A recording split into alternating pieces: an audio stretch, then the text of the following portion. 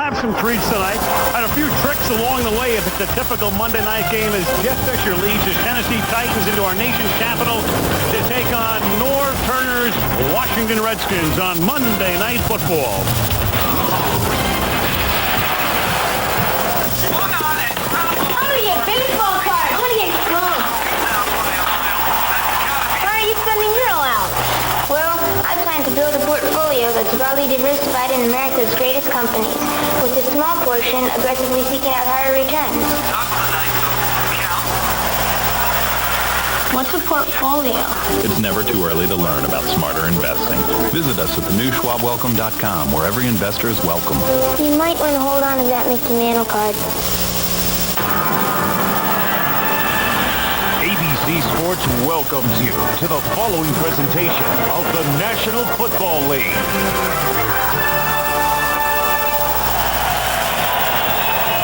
The scene outside, FedEx Field, that mailbox. Well, there's a lot of junk mail in that mailbox.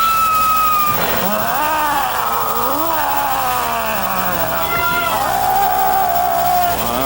All Hallows Eve. And those are the cops.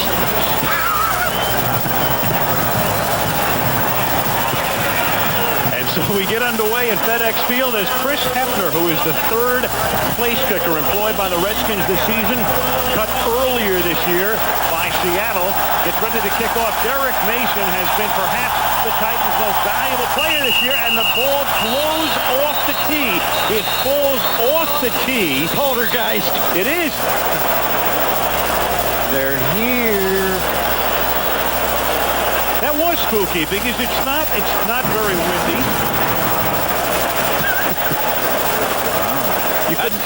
Somebody told me that they ought to bring back the drop kick in the NFL. I think we just did.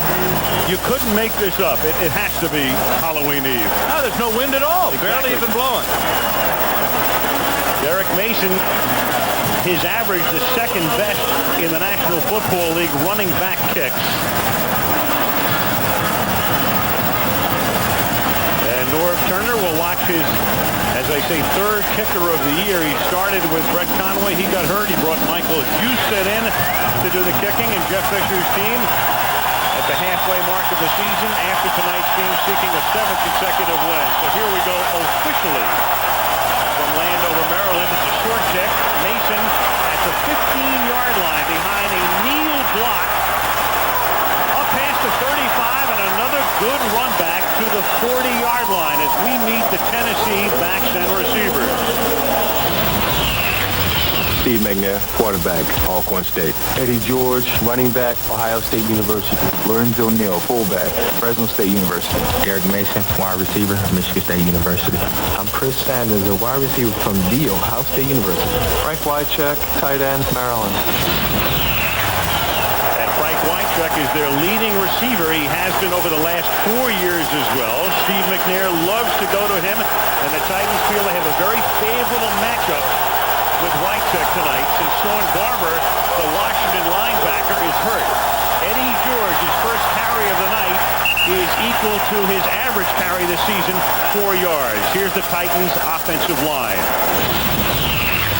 Brad Hopkins, offensive line, University of Illinois. Fred Miller, offensive tackle from Baylor University. Bruce Matthews, guard, USC.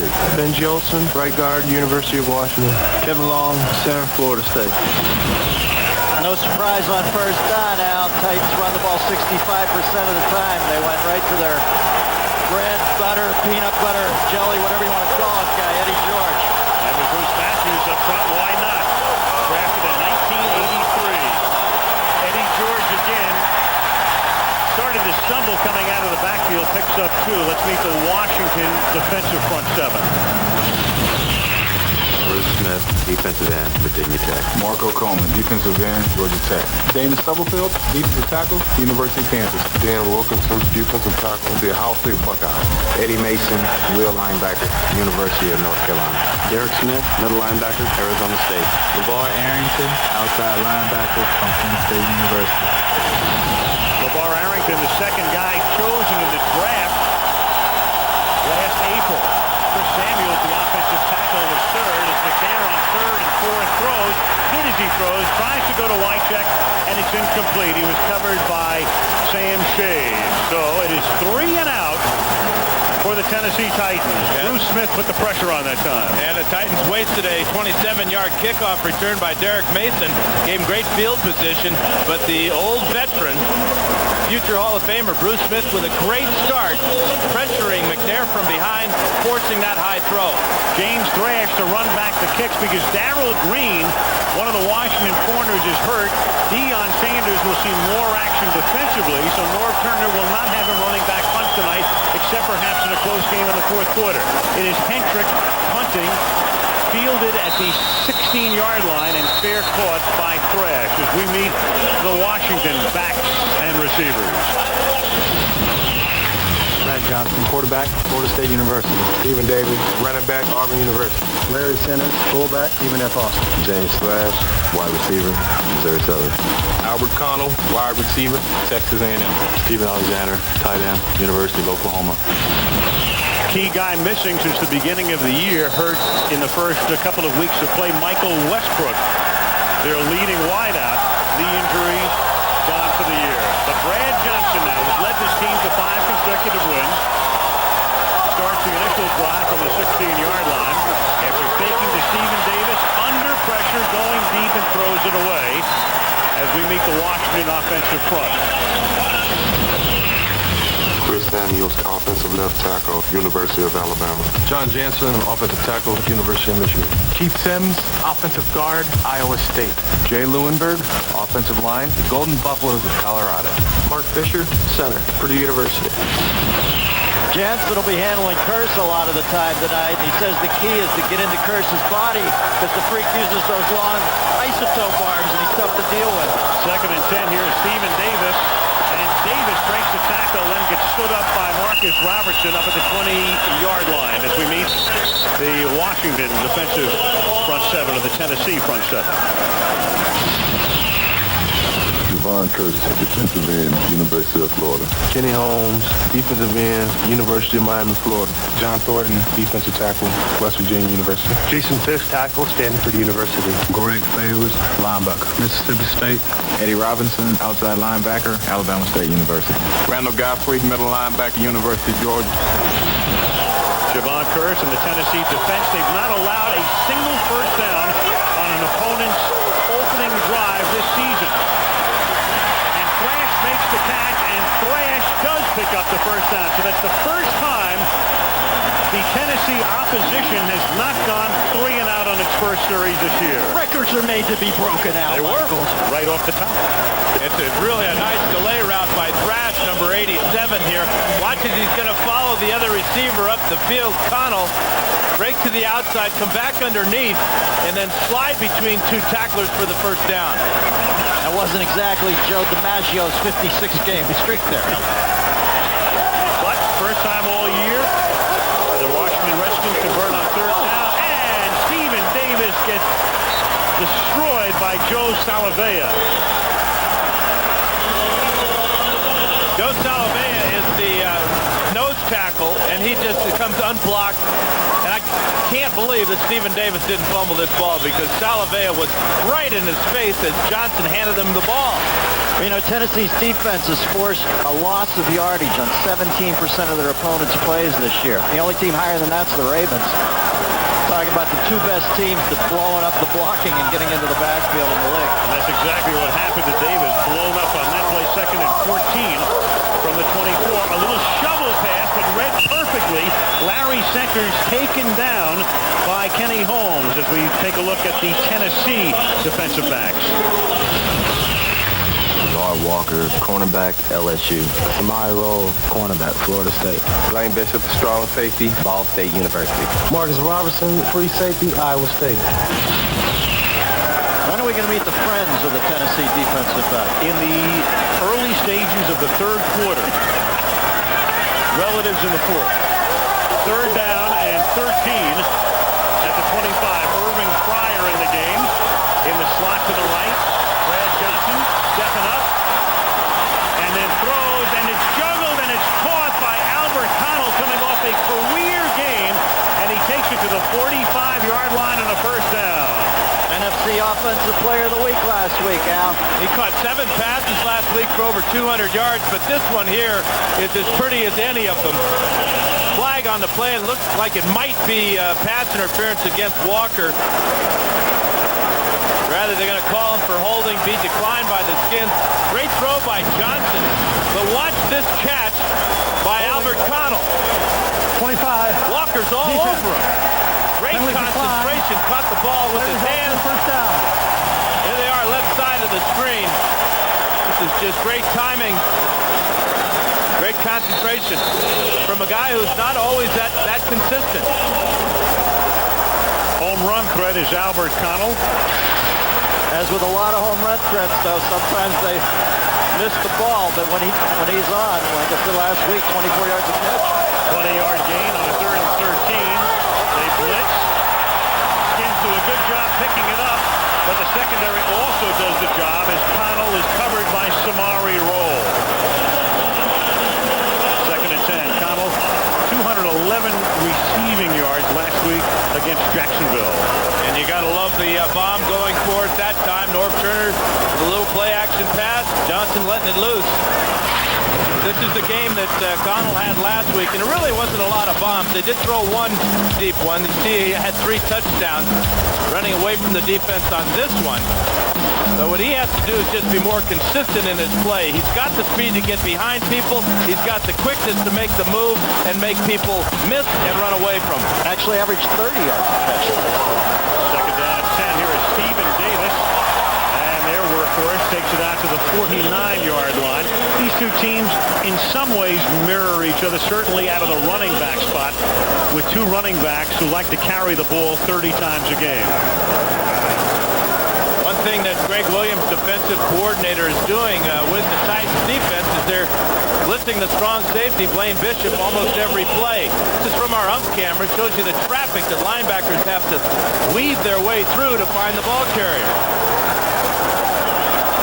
Greg Williams, the outstanding defensive coordinator of the Titans. 3rd down package with Skip Hicks and Larry Centers into the game for Washington. Davis takes a momentary seat. And Johnson is able to escape a sack, running for a first down, has it at the 36, and then gets popped by Denard Walker, but he popped right back up. And so the Skins on 3 third downs have converted on each. Boy, I'm surprised he popped right back up there. Well, what he did is he got greedy. He gets away from the initial rush of Salavea right there. Sees he's got the first down. Now he's thinking, oh, I'm going to take it all the way. Not so fast, my friend. Denard Walker with the big hit. He might be up, but I'm not sure he's dialed in right now. I think I'd blitz him on this play. That's not a bad idea because he just got drilled right in the chop. Yeah, let's see if he's capable of picking up one. I think I'd give it to Davis on this play. That's exactly what he does. And Davis picks up 3. So the Skins now on this drive have converted on 3rd and 7, 3rd and 13, and 3rd and 6. And Brad Johnson is holding his head, adjusting his face mask, and trying to get the cobwebs out. He's adjusting his prefrontal cortex while he's at it. Whatever that is. That was lobotomy. He outweighs Walker by 35 pounds or so, but Walker's a professional hitter. Ow! Close to an illegal hit, if not truly an illegal hit there. Yeah, but that's a play where a guy's running with the ball and you're just trying to make a tackle. There's no way they could call that an illegal hit on Walker. And they didn't. We've seen it called though before. 2nd down and 8. And Johnson throws, and it's caught at the 21-yard line by Steven Alexander, the tight end, and that's their 4th first down on their opening drive.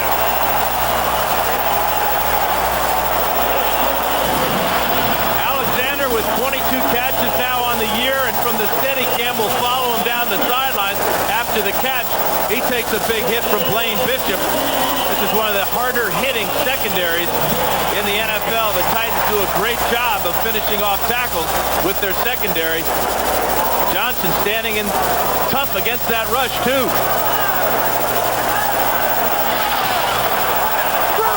This drive consuming almost half the first quarter. 1st and 10 from the 19-yard line. Bootleg, then it's caught out in the flat by at the 16-yard line. Thrash for a gain of 3. You're seeing the perfect example of what the the Titans do to you, though. Even as the Washington Redskins vivisect them here, they come up and they pound you, they lay big body shots on you, and they believe the fourth quarter is theirs. Everybody who's catching a ball or running a ball is getting hit really, really hard right now.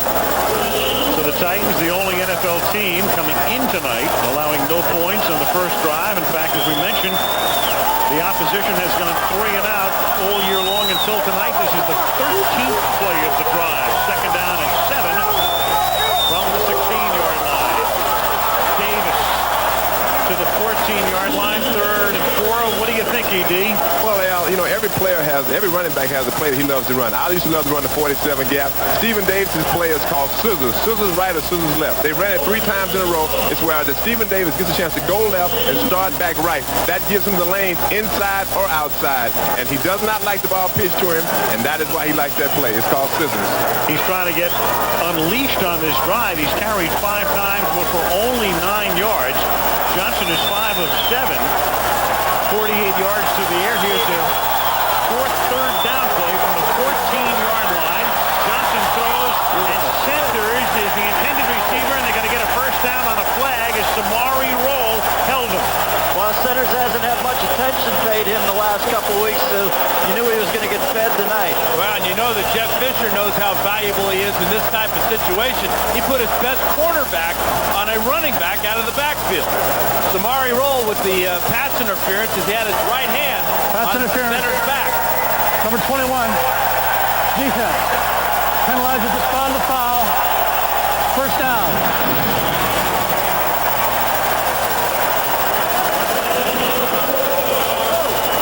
Great job with the left hand knocking the ball away, but the right hand was firmly around the waist of Larry Centers. How good is Samari Roll? He got to wear Dion's number after Dion had left Florida State. That should tell you something about the kid. Still wearing the same number now. It is first and goal. The nose of the ball is right on the 10, so it's first and goal. And Davis takes the ball halfway to the goal line. It'll be second and goal from the 5. It's a no-miss with Davis. Not only does he always get you yardage, but the guy's handled the ball 208 times this season. He's only fumbled once. And he has 8 rushing touchdowns, which leads the NFL, at least coming into the weekend. And Norv Turner loves to run the ball in the red area. He told me that they've got to change things up a little bit, though, for this game against Tennessee. We saw with the pass to Centers on the previous play. Well, they run like 7 out of 10 times with the Red Sox. Second and goal on an 8-minute drive. Johnson throws, open, making the catch. Sellers, touchdown, Mike Sellers. We got a flag out in the end zone, though.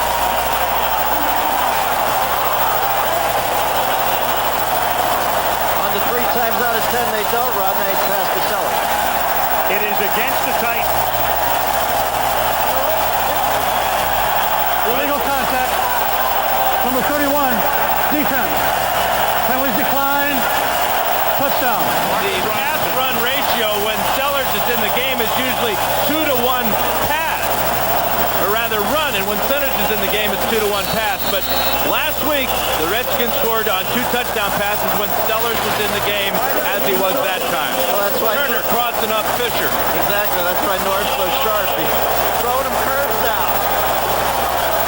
Chris Hefner, rookie from Montana, converts after the Redskins go 84 yards in 15 plays, 8 minutes, 19 seconds. Johnson survives that hit, and the Skins take a 7-0 lead. With that beautiful backdrop, we can tell you Monday Night Football is being brought to you by Chrysler. We're reinventing the passion for driving. Budweiser, with a crisp, clean, refreshing taste you'll find in no other beer. Nortel Networks, we're building the new high-performance internet. And Charlie's Angels, a new film from Columbia Pictures. Pino, if I'm not mistaken. Yep. First time a touchdown scored against Tennessee this year in the first quarter. That is correct. And probably on the first drive of the game, too, huh? That is correct. You are correct, sir and sir. Who let the stats out? The Tennessee defense, and they've already built up a pretty good lather. They were on the field for over 8 minutes as Hefner's kickoff in the direction of Derek Mason. He fields the ball at the 8-yard line. Runs into a swarm up at the 27 and is thrust back from that spot. Tackle is made by Mike Sellers, who scored the touchdown, number 45. So he's all over the place. 4:45 to go in the opening period.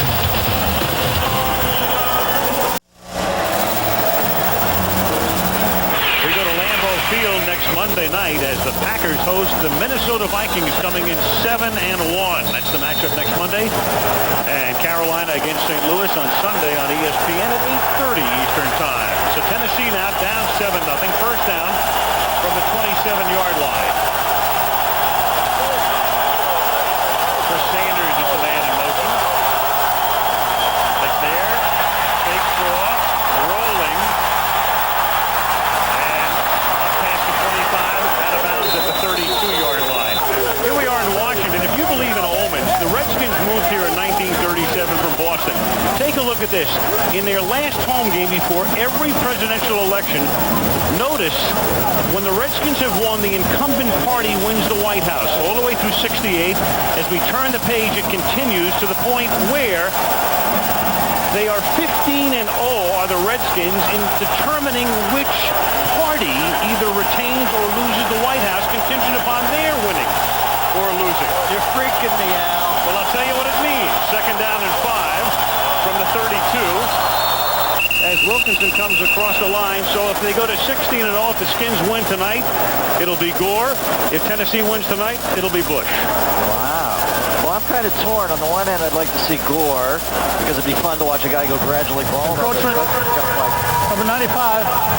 Defense. It'd be fun to watch a guy go 5-yard penalty. Gradually bald over the next 4 years. But on the other hand, you want Bush because he said he'll spend $13 billion on education. All right, George, that covers you. What about the rest of us? Norv Turner, So I'm kind of torn. all he wants is a win, period. I saw Ralph Nader pulling up in a Corvette tonight. Is that a bad sign? No, our Minister of Information, though, Steve Hurt, went back, researched it all the way back to 1940 when Roosevelt beat Wendell Willkie. First and 10 from the 37 after the offside. And here is Eddie George.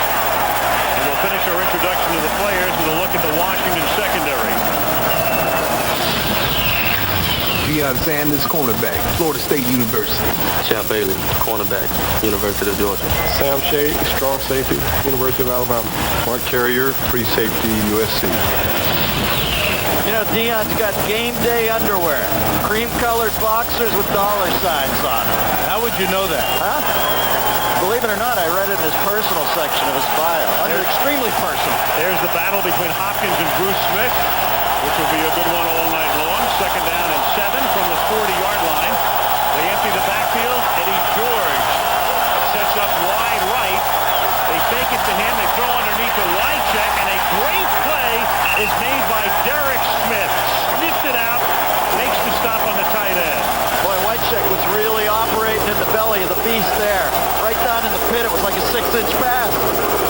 Ray Rhodes, the new Washington defensive coordinator, former coach at Philadelphia, last year Green Bay. Let's go to Melissa. Al, tonight is the first time that Frank Wycheck has played in Washington since the Redskins released him in 1995. Norv Turner wanted him to be a pure fullback like Daryl Johnson. It just didn't work out, so the Titans claimed him off waivers for $100. He has led the Titans in receiving each of the past 4 years. He's been to 2 Pro Bowls, and he's made a Super Bowl appearance, but still he has a chip on his shoulder. He said he circled his game on his calendar. He wants to prove to the Redskins they made a mistake. And McNair on third down and 9, doing what he does so well, turning a sack into a first down up to the 48-yard line. And how many quarterbacks in the league can do that with the consistency of Steve McNair? Now, he's absolutely the best. He kind of baited Bruce Smith into the inside, and he just spun to the outside. But this is just such unique talent. Here's Bruce Smith right here, 78. He's got a shot at McNair, but watch the spin out. Bruce has got to rush deeper against McNair to force him up into this pocket. Watch this effort, though. Knows what he needs for the first down and goes and gets it. It was interesting, Dan. You and I saw McNair and George walking out of the tunnel together. Exact same silhouette. Because he's a quarterback doesn't mean he's hard to tackle. From the 49, McNair on first and 10. Good protection.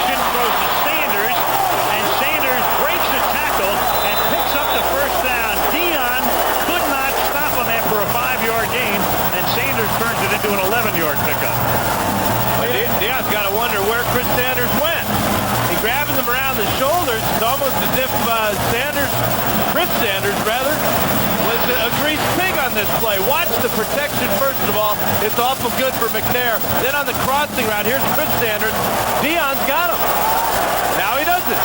Well, Dion was never going to go to Canton on his tackling ability. Just the best cover man in the history of the game. Final minute, first quarter, 7-0 Washington. First and 10 from the Redskins 40. Eddie George cuts it back, looks pretty good on that run. Gain of 6 to the 34, tackled by Sam Shade. You know, what's really good about that, Al, is that it's his right knee that was injured last week. It's the medial collateral ligament. That's on the inside of his right knee. And so you saw him plant off that knee and picked up about 6 yards. He looks awful good to me. Eddie George don't need no stinking knee braces. He's got it well taped, but I don't think any running back likes to play with a knee brace. Second down and 4 from the 34. Empty backfield, 5 receivers trying to create some mismatches against the Washington secondary. As McNair throws, that's caught by Mason. He has the first down of the 28. As Eddie Mason tackles Derek Mason. And the first quarter comes to an end. So the Titans on the move, but the Redskins have the lead. End of one, Washington 7, Tennessee nothing, and Monday Night Football returns to our nation's capital after this message and a word from our ABC stations.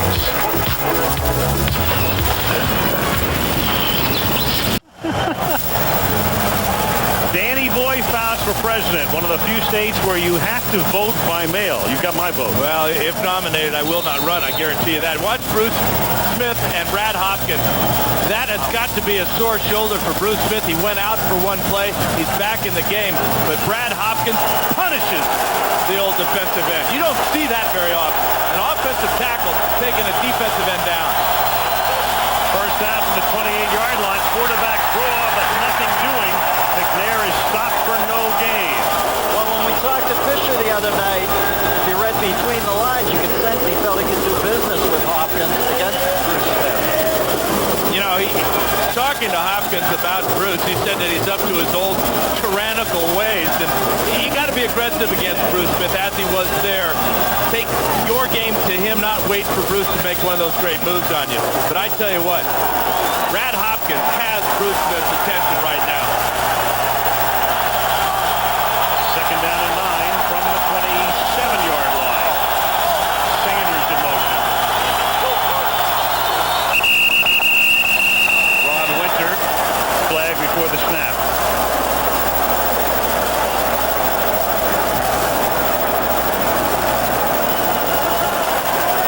Prior to the snap, false start, 71, offense. A 5-yard penalty. Remains second down. Tough to hide when you're 6'7", 315 pounds. Here he is right there as Marco Coleman starts to go off. Eddie Mason coming as well. Fred Miller moved too soon.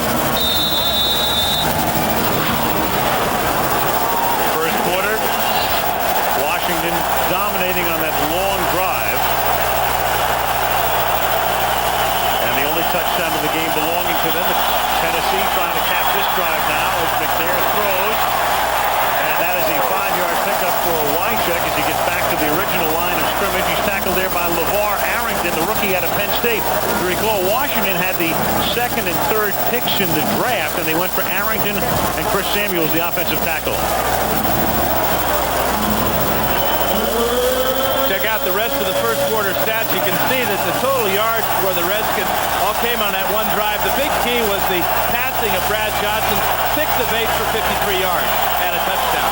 Talking about those 2 first-rounders, Al, it seems obvious you're looking at the film that Samuels is a little further along than Arrington at this point. Meanwhile, McNair, who's been great on third down, trying to convert here on 3rd and 10. Flushed out of the pocket, throws downfield, incomplete at the goal line. Champ Bailey with a coverage on Carl Pickens coming back from his hamstring pull. Not quite as dramatic, but reminiscent of that play in the Super Bowl last year at the end when McNair got flushed out to the right and threw down near the end zone. And what's happening is that the Redskins on their pass rush are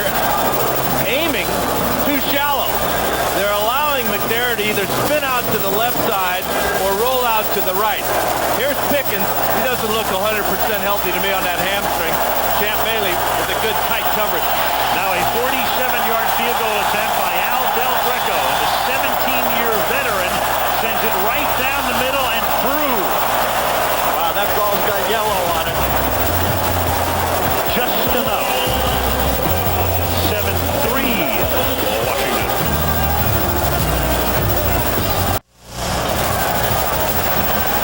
Remember the show on ABC with Alan Thicke and Kirk Cameron about 15 years ago? Well, they're back in a brand new movie called The Growing Pains. Well, we'll see it Sunday, then due at 7 Eastern and Pacific. I saw some early clips from the miniseries about the movie, about the sitcom.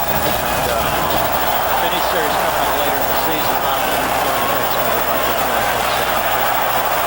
Craig Hendricks kick fielded by James Thrash, who brings it back from the 2. A flag comes into the 26-yard line. Penalty on the play.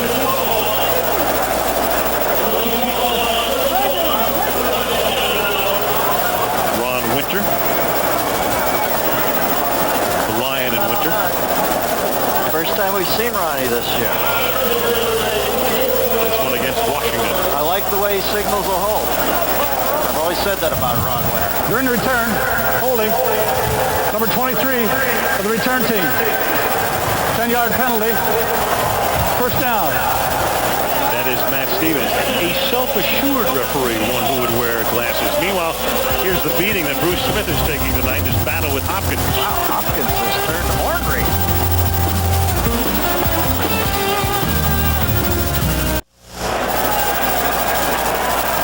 Early in the second quarter on Monday Night Football. Next week, Vikings and Packers. Here, 7-3. Washington with the lead. They have the ball to the 15-yard line. And this is Stephen Davis. First play of the drive, a 6-yard gain. He's taken down by Javon First and his friends. Now, Bino, your monitor looks like crap. Have you paid your bill? Well, I've got rabbit ears coming out of it right now. We're working on it. In the meantime, Dennis Miller defined. Log on, ESPN.com, NFL.com. There it is. Dennis earlier talked about a prefrontal cortex or prefrontal lobe. There's your definition. Did you have a lobotomy? Is that how you know this? No, Albert. This is very exciting. They told me they had 12 to 14 hits on that website last year. Second down and 4 from the 21-yard line.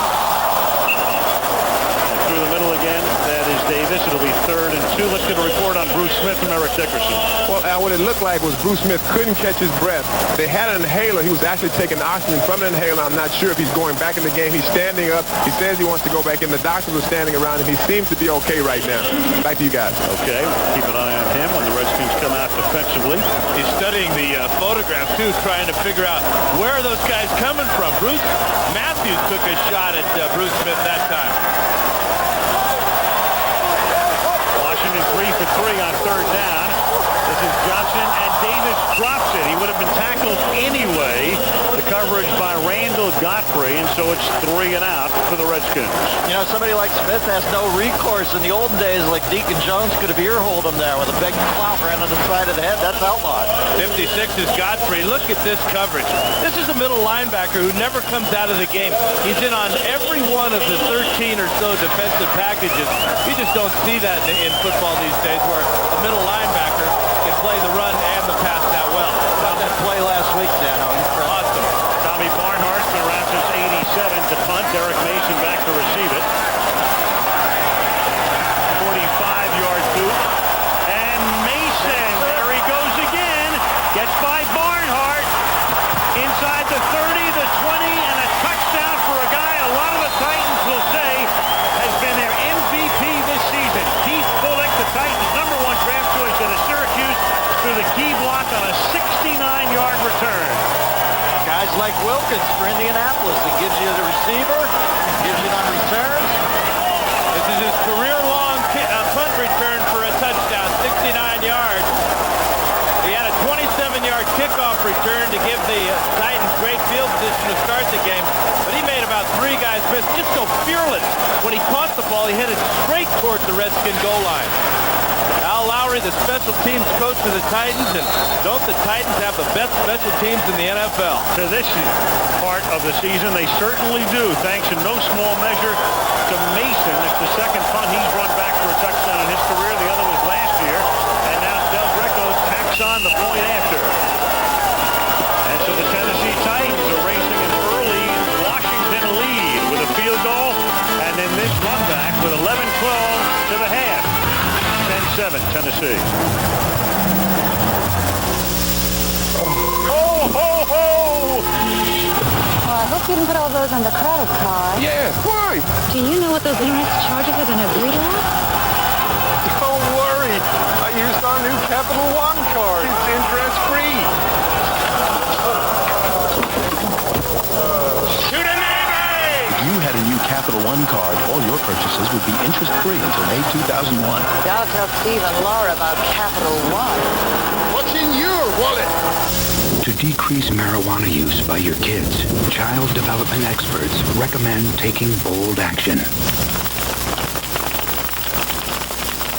Share in your kids' activities and keep them drug-free. What does it take to get a plane off the ground? 50 tons of aluminum, 95 miles of wire, thousands of engineers, 1,200 suppliers, 3 million emails, 27,000 e-business transactions, and one very powerful e-business solution that makes the whole thing soar. SAP.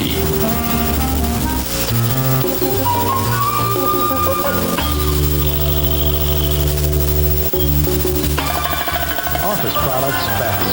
Express ordering from OfficeMax.com. You supply the ambition, we'll supply everything else. If you haven't had enough of the drama of baseball, Dharma and Greg has you covered. Hey, that guy's covered too. Dharma and Greg, ABC Tuesday. Derek Mason, 69 yards off the Barnhart punt, 10-7. With Craig Hendrick to kick off now for the Titans. 11-12 to go in the first half. Very short kick, fielded up at the 14-yard line by Adrian Morrell, the former Jet and Cardinal running back, who brings it back to the 33-yard line. Back to the punt return. Yeah, a couple of great blocks. Watch Keith Bullock right here. He's going to take out Reggie Givens, and then the poor punter, Tommy Barnhart's got no shot at Derek Mason. Mason went by Barnhart as if he was not even there. Gave him a little tap on the shoulder. Watch the right hand of Mason come in here. Get your hands off of me. Watch Tommy Barnhart, though. Did a nice flip to save himself. In the meantime, you have clearly an offside call. Here's a penalty flag. Offside. At the 30-yard line. Number 33, the kicking team. A 5-yard penalty and a re-kick. So the Redskins have opted to have the ball kicked again by Hendrick as Michael Booker was offside. I kind of like that field position. I did too. I mean, yard this line. is an unusual call in the sense that when you bring it back to the 33, that's not bad. So we'll see how this one turns out. A reminder that our aerial facilities are being provided by Southwest Airlines. The only thing you can figure is that Norv Turner thinks that Hendricks will get off another poor kickoff. That was a good return for Adrian Murrell. But still, 32-yard line is an awful good place to start a drive. Take a look at this. The Titans 6 straight wins, Redskins 5. First regular season game since '86, matching two teams with winning streaks of 5 or more games. The last matchup was the Giants at Washington, the year the Giants won the first of their 2 Super Bowls under Bill Parcells. I can't believe that hasn't happened in 14 years. Comment on parity, Al. And a few other things. The 25-yard line now. Hendrick's kick is fielded by James Thrash from the 16. He brings it back to the 35-yard line. So they picked up 2 yards by accepting the penalty. And James Thrash picked up a big bruise. He did. Boy, he took a shot there. By Terry Killens. Terry Killens also had a good block on Derek Mason's punt return for the touchdown. Killens and Bullock, a couple of young linebackers. Check out this hit by number 50, Terry Killens, right there. All for 3 yards. You're right, Dan, with the amazing incidents of penalties and injuries on kickoff returns. Surprised they probably just didn't take it at the 33. Norv, he's a daredevil. Yep. Confidence in the special teams unit. Return unit, that is. Brad Johnson, chosen in the 9th round of the draft by Minnesota several years back. They don't even have 9 rounds these days. As Stephen Davis picks up 4 behind a Samuels and Jansen block. Norv Turner grew up in Northern California, went to Oregon, succeeded our man as the Oregon QB. Offensive coordinator under Jimmy Johnson for the Cowboys. And then, of course, on to Washington. Your man, Norval. Yeah, a real good friend of mine. Really proud of all his success. He's got a couple of Super Bowl rings, and he's got a team on the verge of getting back to the big game. Second down and 6. Here's Davis picking up the first down. There's a flag down, though, as he gets to the 47-yard line. You know, the thing about Norv is they swipe. Well, let's see what the call is first. Dennis is going to be holding against the Redskins. Good off time to talk. There you go. Now, talk away. Wycheck was talking about having a chip on his shoulder about Norv cutting him. I thought Norv was very forthcoming in our meeting with him. He said, sometimes you just sense a guy isn't going to make it in your organization. I knew he was a good athlete. He let him go. He called some other teams and said he's going to make it eventually. Offense. Yeah, and what he did is he gave Wycheck a good recommendation to Jeff Fisher at Tennessee. So it worked out for Wycheck, obviously, and for the Titans. Keith Sims coming back off an Achilles injury there, got caught with his arms wrapped around John Thornton, nullifying a nice gain. In an assuredly cutthroat business, Norv seems like one of the good guys to me. Don't play poker with him. Second down and 16 from the 29-yard line. And that is caught by Larry Sanders, who gets taken down inbounds. It'll be third down 11. You know that Fisher and Turner were on the same staff under John Robinson with the Rams very briefly. Fisher had been with Philadelphia, had come to Los Angeles, and Turner had left, as you take a look at Jeff Fisher, to go to the Dallas Cowboys. They actually served on the same staff briefly in the offseason of '92. Jeff Fisher, 7th-round draft selection by the Bears in '81, influenced greatly by Buddy Ryan, and still in his 7th year as a head coach, the 3rd youngest coach in the league, only behind John Gruden and Andy Reid. And that pass into double coverage is thrown away. Albert Connell down the sideline, no chance. 4th down. Marcus Robertson, David Sidney covering. Here's Melissa. Titans linebacker Randall Godfrey is coming off of a career game. He had 2 interceptions, 6 tackles last week. He came to the Titans from the Cowboys, and he told me that he's still really trying to get himself psyched up about these AFC Central rivals. He sees Jacksonville and Baltimore on the schedule. It doesn't really have the same feeling as Washington. He said that Washington always has, always will be the biggest rival for him, and he spent this week trying to psych up his teammates to get them to have the same feeling. As they look for their 7th in a row, Barnhart's kick, a very short kick, and takes a Tennessee bounce, and is down by the Redskins at the 43-yard line. Hey, if Godfrey... Joe Zelinka thought that it might have touched the Titan. That's why he went after that ball, number 85 right there, but it might have been out of bounds. Godfrey can't get psyched for Cincy, Cleveland, and Baltimore. He can't get psyched for.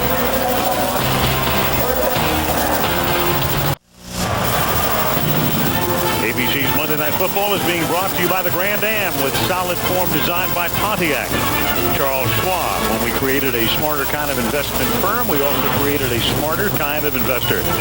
FedEx, the official worldwide delivery service of the NFL. And Bud Light, for the great taste that won't fill you up and never lets you down. Make it a Bud Light. All the shades pulled in the White House these days. What else is new? From the 44-yard line, first down Tennessee. Bruce Smith back in the game. 10-7 Titans. Eddie George picks up 2, tackled by the middle linebacker Derek Smith. Bruce Smith, though, our feature at halftime, mic'd up at the half. And tonight, the guy who is mic'd, and this should be very interesting, is one Bruce Smith. Man, it's a hell of a night. Oh, my goodness, man. God damn. Woo! Well, Well, you'll hear firsthand from Bruce at the half just what went on. That battle with Hopkins, banged up in the first half. A lot going on with number 78. Want to hear that breath go out of his body when Hopkins pancakes and Mr. Smith goes to the ground in Washington. Eddie George split wide right, second down and 8. And there's chased by Smith from behind. And then finally coming in is LeVar Arrington, the rookie, to knock him down at the line of scrimmage. And finally, the Redskins have a way of containing McNair. And it takes the extraordinary athletic ability of LeVar Arrington to yank him down.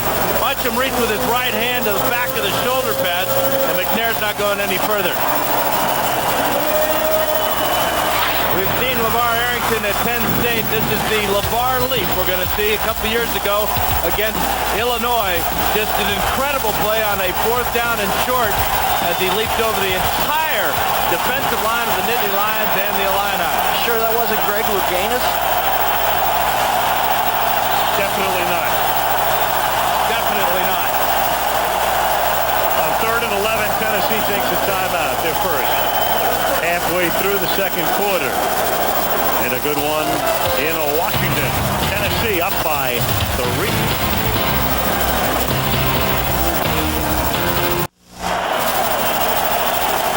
After the Tennessee timeout now, it is 3rd down and 11. We can tell you the Tour Championship. Tiger Woods scheduled to compete coming your way this weekend here on ABC. 3rd down and 11 from the 43-yard line. McNair out of the shotgun. 4-man Redskin rush. Going deep for Sanders. And he can't make the catch. Covered by Deion Sanders. One Sanders covers the other. And the pass a little out of the reach of Chris. Sanders and Connell for Washington cut out of the same cloth. Guys who might not be your go-to guy all the time, but they're your go-to deep guy periodically.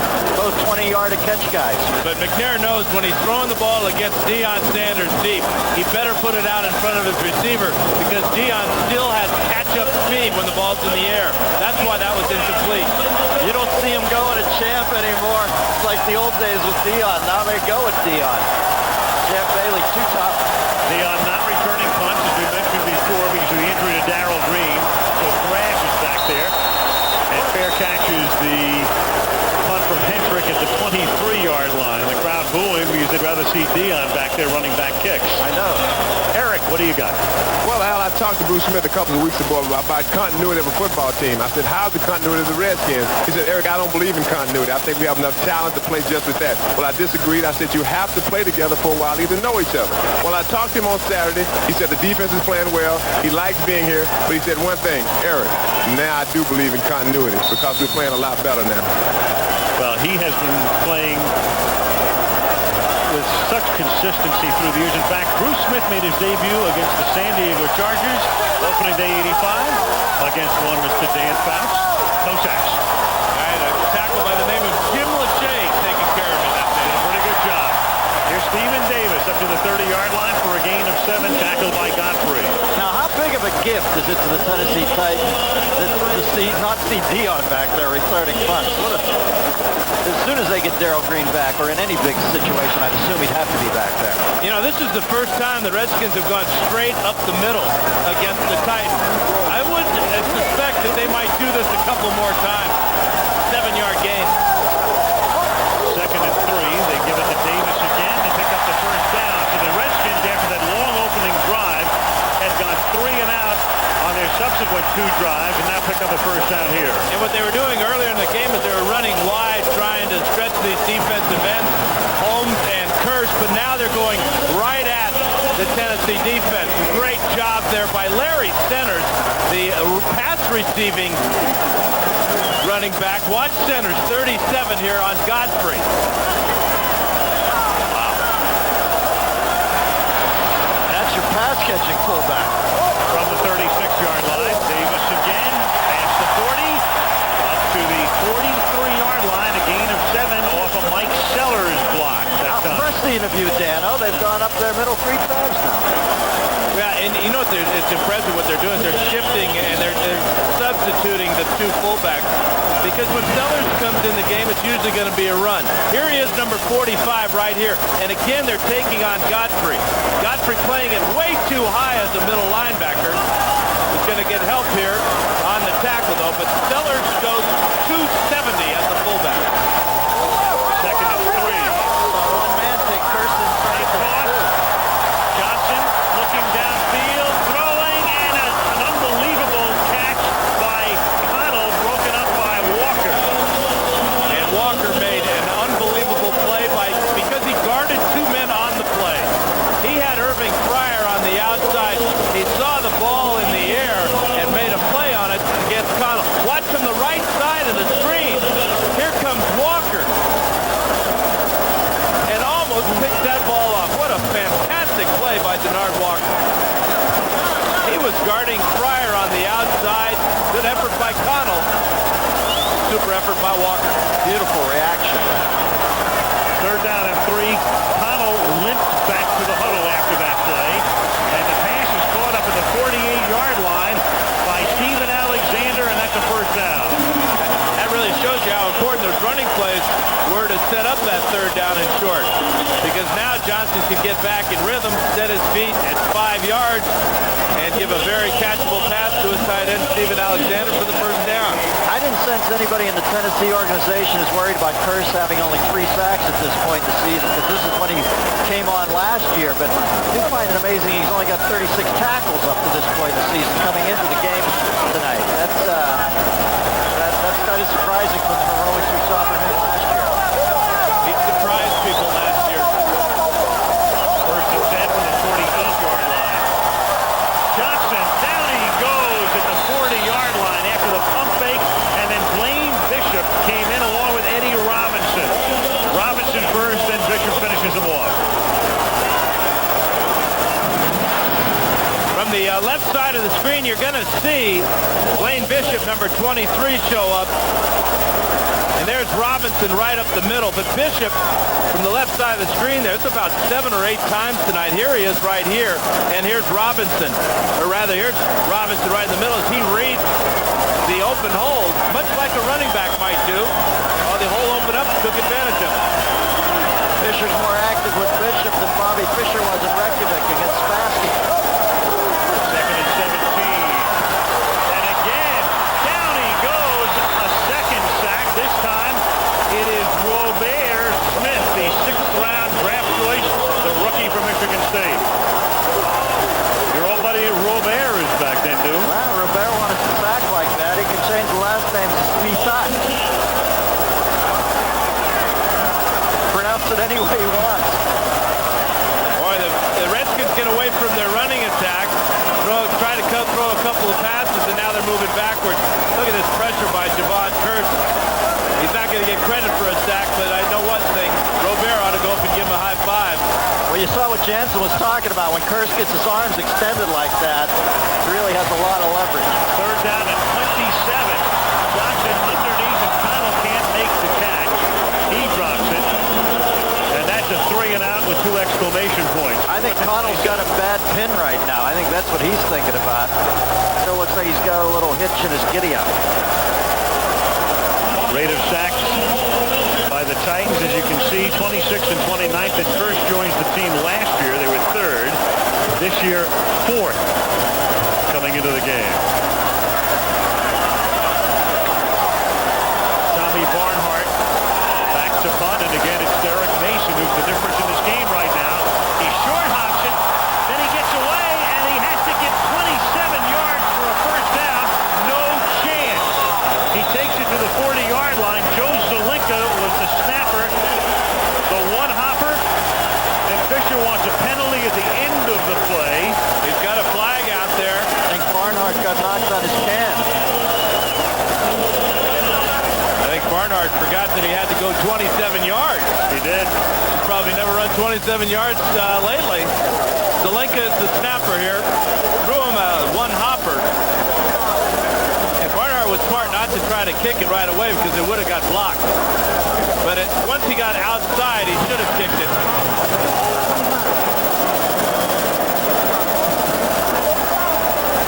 the real football player took exception to Barnhart hard scrabbling down around his ankles there. That was Keith Bullock of Tennessee.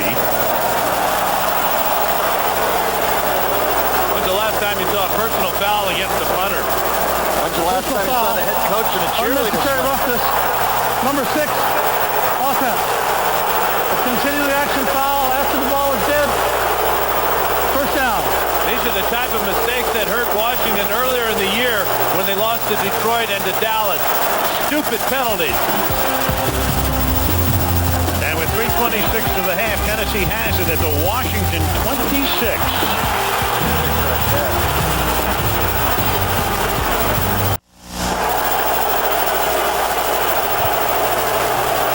College football coming up on Saturday. Michigan, Northwestern headlining regional coverage, 3:30 Eastern Time. Tennessee now begins this drive from the 26-yard line. And Eddie George playing with that sprained knee. Eddie tonight has carried the ball 6 times for 17 yards. It's kind of an innocuous play as Eddie comes out here last week in Baltimore. Here is his only carry of the game. Jeff Fisher said that after he was injured, he felt looseness in the knee, therefore he didn't feel confident enough to play anymore. He comes out here, and Rodney Thomas is in the backfield. His backup, number 22. And they give it to Rodney Thomas. And Rodney Thomas takes it to the 17-yard line. Very close to a first down. Titans are real lucky to have a Rodney Thomas as a backup to Eddie George. But this is the main man, especially now on third down and short. But Rodney Thomas has all the quickness you could expect in a running back. He's a threat to break off the long run. Decent lead blocker when he plays fullback, but he's really a good pass blocker, and he really excels in the passing situation. Tennessee's only made a first down on 3 of 9 of these 3rd and 1s this season. 3 out of 9, that's not that good a percentage. Third down and 1 here, and they give it to Eddie George, and he picks up a first down. It's especially unusual, Dennis, because you have a guy like Eddie George who normally gets the ball on 3rd and 1. He does here. He takes us to the 2-minute warning. It'll be first down and 10 from the 13. We're up to 40% now, Reno. Tennessee trying to make it 7 straight, leading by 3.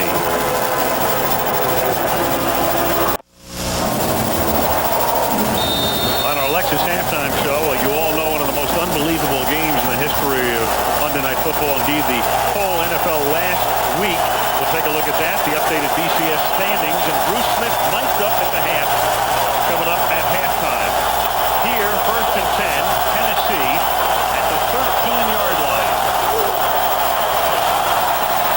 McNair throwing, and it is juggled and incomplete. He tried to get it into Wycheck, blanketed by Sam Shade, shadowed by Shade. You know, in 1995, McNair was a rookie. The first pass he ever threw in the red zone was intercepted. We brought this up a couple weeks ago, but it's so amazing.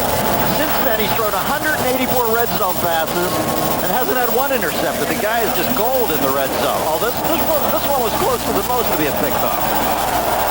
Now 185 passes. There it is. Steve McNair. Pretty much a mistake-free quarterback in the last couple of years. Second down and 10 from the 13-yard line. Eddie George cuts it back. Bad knee and all to the 10-yard line to gain 3. Third and 7. Arrington and Stevens in on the hit. You know, it's a comment on how Fisher's teams always know how to close. These guys are always looking towards the 3rd and 4th quarter, the cumulative effect of the body blows they inflict. And since the last 13 games they've been leading at halftime, they have not lost a game after that. The injury timeout here. LeVar Arrington in on the last play is the shaken Redskin. So no charge timeout here. Each team with 2 timeouts remaining. 1:39 to the half.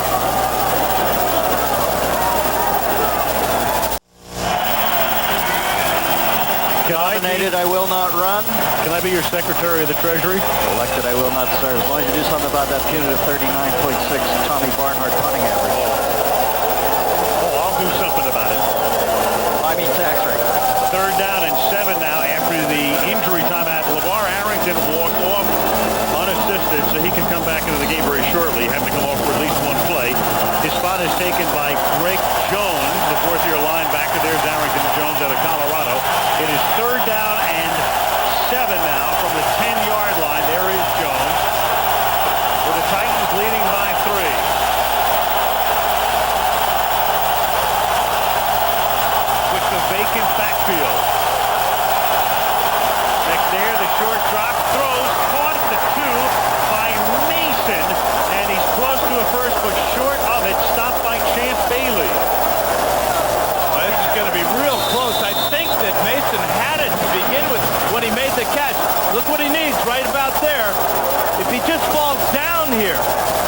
got the first down. They've got to give him that forward progress because Bailey came up and pushed him back. And when you go back on your own momentum, as is the case there, they don't give you forward momentum. And also, Mason has just limped off. So here is a crucial measurement. And a big-time decision now for Jeff Fisher. Fourth down and that much. Where's Yancey Fix then, Dad? Did he scratch again? Inactive tonight. Yeah, he's got a hamstring problem, but check it out here. If he just falls straight down right there, he has the first down without any problem. And, you know, Dennis, you talked about how poorly the Titans have done with short yardage situations. They're only 1 out of 5 on fourth down. There's Mason coming off the field. For the moment, the Titans line up to go for it. Mason limps off. Big Pen is inactive. There he is. And Jeff Fisher, for the moment, has elected to go. I say for the moment because it's conceivable you line up and you try to draw the other team offside. But here they go from the 3-yard line. You know, Big Pen couldn't play the last time we had the Titans on Monday night, and yet they had a bunch of receivers go out. He had to go in the game. He played 40 plays, and he played a hell of a game. If nothing else, what the Titans are doing here for the measurement is they're letting the clock run down because they know that if they kick the field goal here or score a touchdown on this play, they want to leave Washington as little time as possible.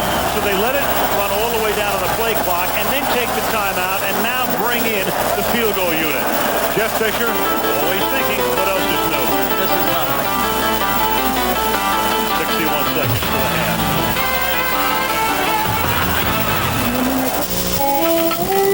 The mobile internet. It's a revolution, right? Yes, it is. We're going to fight the power, right?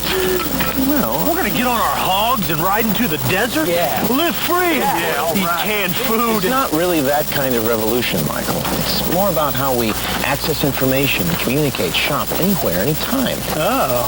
Well, that sounds cool. Yeah. All right. Yeah, that's right. Pick up my office email? Yes. That's it.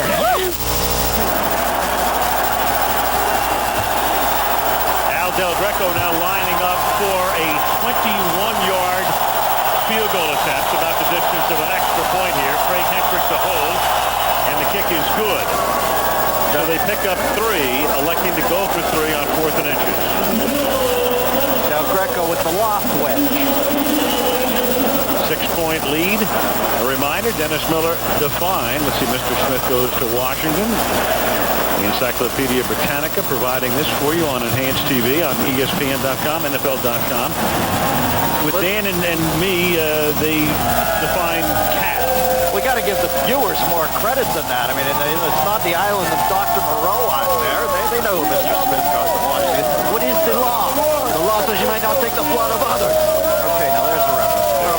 Just want to see what the kid gets on that one. There's what you have on NFL.com. Steve McNair featured. You go back to 3 bads. You got a bad snap from Zelenka. You got a bad decision by Barnhart. Then you got a bad penalty by Barnhart. Field position. That drive started at the Redskins 26. Eddie George tonight, 8 carries, 24 yards. McNair is going for 26 yards. A total of 71 yards of offense for Tennessee, but they have the lead thanks mainly to the Derek Mason punt return. Then the kickoff is fielded by Thrash. He had to field it inbounds. They bring it back to the 33-yard line with 52 ticks left. And there's Washington with 2 timeouts. Let's check in with Melissa. Al, so much has been made about how much money Dan Snyder has spent on the Redskins. Well, according to a recent NFL survey, for a family of 4, it is the most expensive in the NFL to come to a Redskins game. That takes into account 4 tickets, parking, food, some hats, some programs. That's almost $100 more than the league average. It's $370. But it doesn't really keep the fans away because there's over 120,000 fans on the waiting list for Redskins season tickets. Toughest ticket in town for years on first down. Johnson throws. The pass is incomplete, intended for Irving Pryor. Well, at least the guy plunges it back into the team, you know? I mean, let's face facts, Snyder goes through money like Bill Gates with a sharper image. So at least if he's going to charge that much, he puts it back into his team. Well, the key with the Redskins, of course, is the the salary cap situation. Have they mortgaged their future? Is this a San Francisco in the making? They'll worry about it down the line. And I think they feel their cap's manageable. Second down at 10 from the 34-yard line. Johnson under pressure throws, and that's incomplete. Joe Salavea put the heat on that time. There's Bruce Smith, and of course, as we've mentioned, we have him mic'd up. That's our feature at the half. Mic'd up will be the great one, number 78. Oh, my rowdy friends are here on Monday night. No doubt a first ballot Hall of Famer, guy who spent his whole career, of course, with the Buffalo Bills. And if the last time that Bruce Smith saw the Tennessee Titans, well, home run throwback. He's on the other side of the field. Music City Miracle. He says he didn't need that for motivation, but I'm sure it was in the back of his mind. Third down and 10 as Johnson throws, and it's picked off at the 39-yard line. There's a flag that comes in. It is lateral back to Walker. Denard Walker took the lateral from Damon Sidney, who made the interception. There's a flag down at the 39-yard line. And the officials are acting as if it's holding against Damon Sidney. It's against Tennessee. So there will be no interception. Well, I tell you what, Albert Connell's got to continue on his route, whether he's being held or not. He stopped running, kind of betrayed his quarterback's trust there. But Sidney was holding on Cannell. Number 23, defense. A 5-yard penalty and a first down. Well, he called Blaine Bishop's number. Here's Sidney working with Connell. There's the hold right there. And then Connell just stopped. I think the official just got the wrong number there. Blaine Bishop may have been holding somewhere else, but Sidney certainly was holding there. I think Connell probably stopped because he hooked up eyes with the ref and saw that he saw the hold.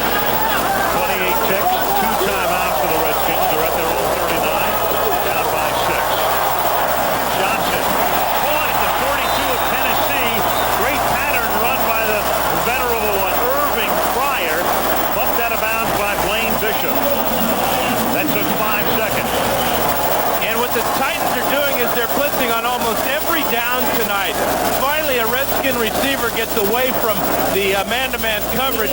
Beautiful pass by Johnson as Pryor beats Amari Roll. They are now close to getting the field goal range, and they certainly need to put up some points to stem the tide right now. At the 42-yard line, first down. 3-man rush, no pressure. Centers makes the catch, takes it to the 33. They'll have to take a timeout here and do with 15 seconds. Now the Redskins have a young kicker, Hefner. They're at the 33-yard line. If they do not gain another yard, it would be a 51-yard attempt. You know, we were talking earlier about Whitecheck getting cut by the Skins and going on to another team. We asked Norv if he had anybody on his team who has been renewed. He said Hefner, indeed, after being cut by Holmgren, has come over to the Skins and is kicking great for them.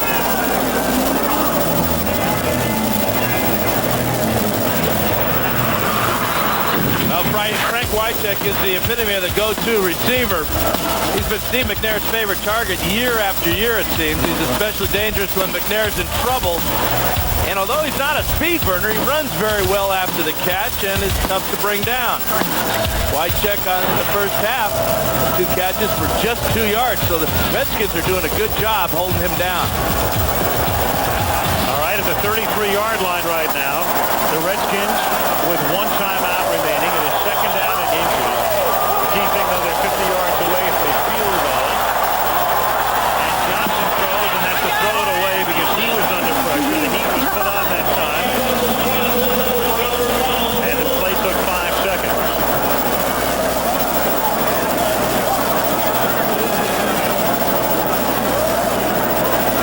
Devon Kirst did a nice job of getting pressure. This is from the ump camera. Watch Robinson come on the blitz and Perry Phoenix. Great job of picking up Phoenix by centers. But there's Salavea with another pressure and Kirst from the left side. Kirst has got 85-inch arms. John Jansen says, I've got to get inside like a boxer and try to tie him up. Didn't do it that time.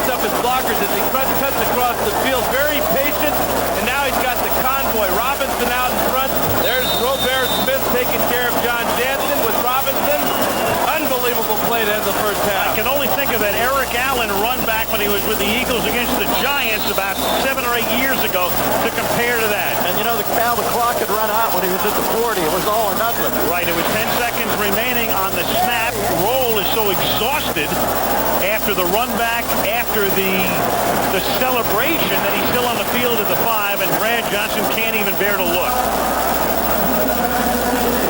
That's a great comparison, Al, though, with Eric Allen and his great return against the Jets. You know, and I bet you one thing, I bet you Jeff Fisher remembers that too, because he coached the Eagles earlier in his career. He did. Unbelievable return. And, you know, the entire Titans defense turned to offense in an instant. See the nanosecond Fisher gives himself to celebrate before he's called for one. Right, he says 1 point, go for 1. There's Roll. That Allen, I think I said the Giants, Allen's run back was against the Jets in an Eagles-Jet game. Came late in the game. And think of Roll. Samari Roll was inactive last week with an ankle sprain. Well, it's healed. Yes, it has. I just love the way these athletes in the blue shirts just keep running, keep trying to help their teammate out here. I've been in that position of Brad Johnson trying to tackle an athlete like Samari Roll. No fun. The 2 big run backs, the difference in the first half. This is the final play of the half. Del Greco with the extra point, so a Mason punt return and a Roll interception return. And the look on Turner's face said it all. 20-7. Here's Melissa. All right, Al, the big question tonight, Eddie George and his sprained knee. How is it affecting you? It's fine. You know, I still have to get over the soreness a little bit, but as I keep getting carries, I'm getting more confidence. All right, thanks, Eddie. Thank you. Over to you, Eric. You know, that interception at the end of the half, what happened? Like a lot of pressure being put on the Well, it looks to me like Brad tried to lay it over the top. The guy made a great play. We got to tackle him. We tackle him the half ends. Okay. Good luck. Back to you, Al. Okay, Eric, the Redskins outgained the Titans by a margin of 2-1, but at the half, 20-7 Tennessee. Big halftime show coming up. Last week's miracle finish, BCS standings. Bruce Smith mic'd up after this message from the NFL and a word from our ABC station.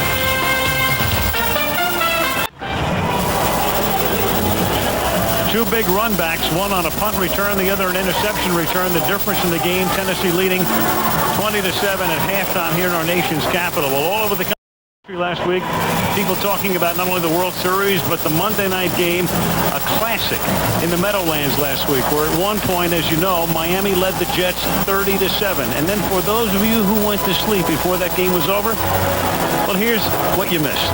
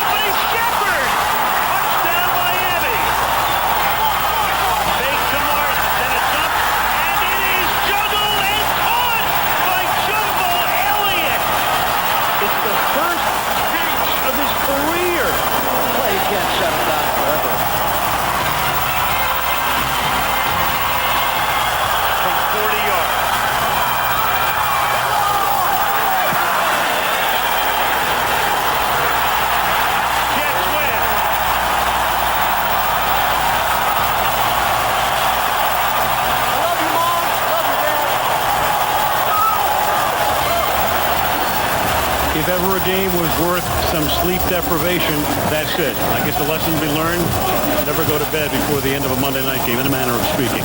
20-7 is our halftime score tonight.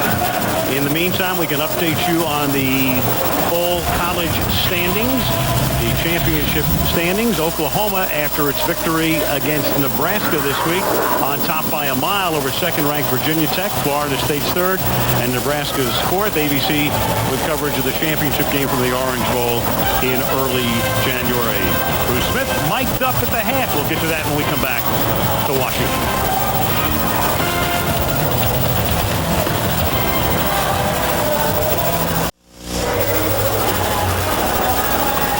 Seeking a 7th consecutive win, Tennessee leading by 13 at the half. Well, Bruce Smith out of Virginia Tech was the first guy selected in the 85 draft out of Virginia Tech. He'll be a first ballot Hall of Famer, and we had him mic'd up for the first half tonight.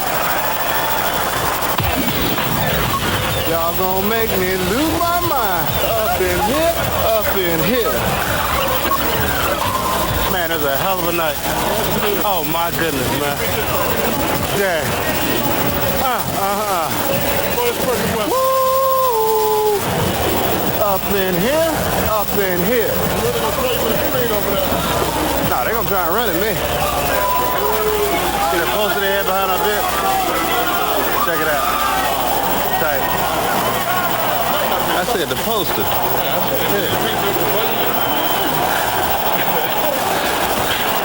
Picture of me and you. My rowdy friends are here on Monday night. On the show in town, baby. You know? That's what we talk about.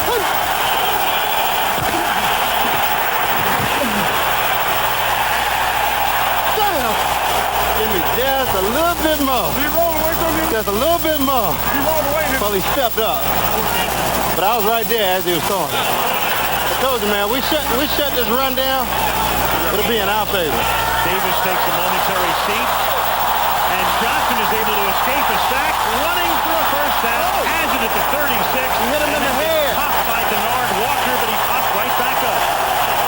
Hey, Ralph, want that head-to-head contact? I don't know. He got the hell knocked out of him. Hey, I asked Ralph. I said, want that head-to-head contact? He said, I don't know, but he got the hell knocked out of him. There's the battle between Hopkins and Bruce Smith, which will be a good one all night long. Watch the Hogan, Ralph. He spun me all the way around.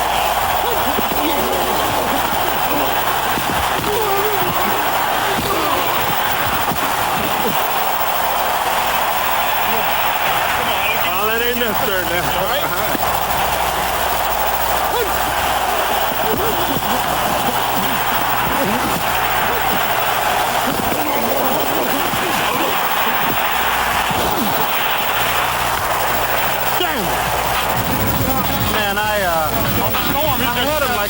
I beat him clean, and I came around there.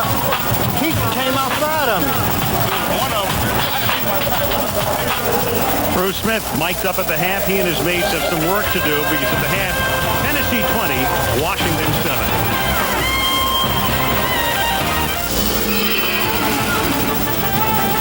The Lexus Halftime Show brought to you by Lexus.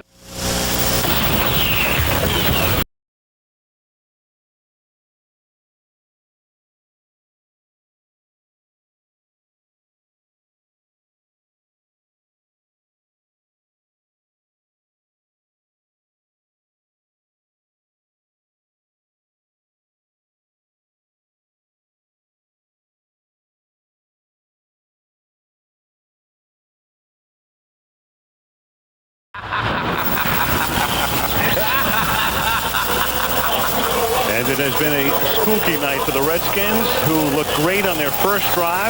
Took a 7-0 lead, only to watch the Titans score 20 unanswered points. Washington will get the ball. Hendrick's kick is a short one, fielded at the 18-yard line by Thrash.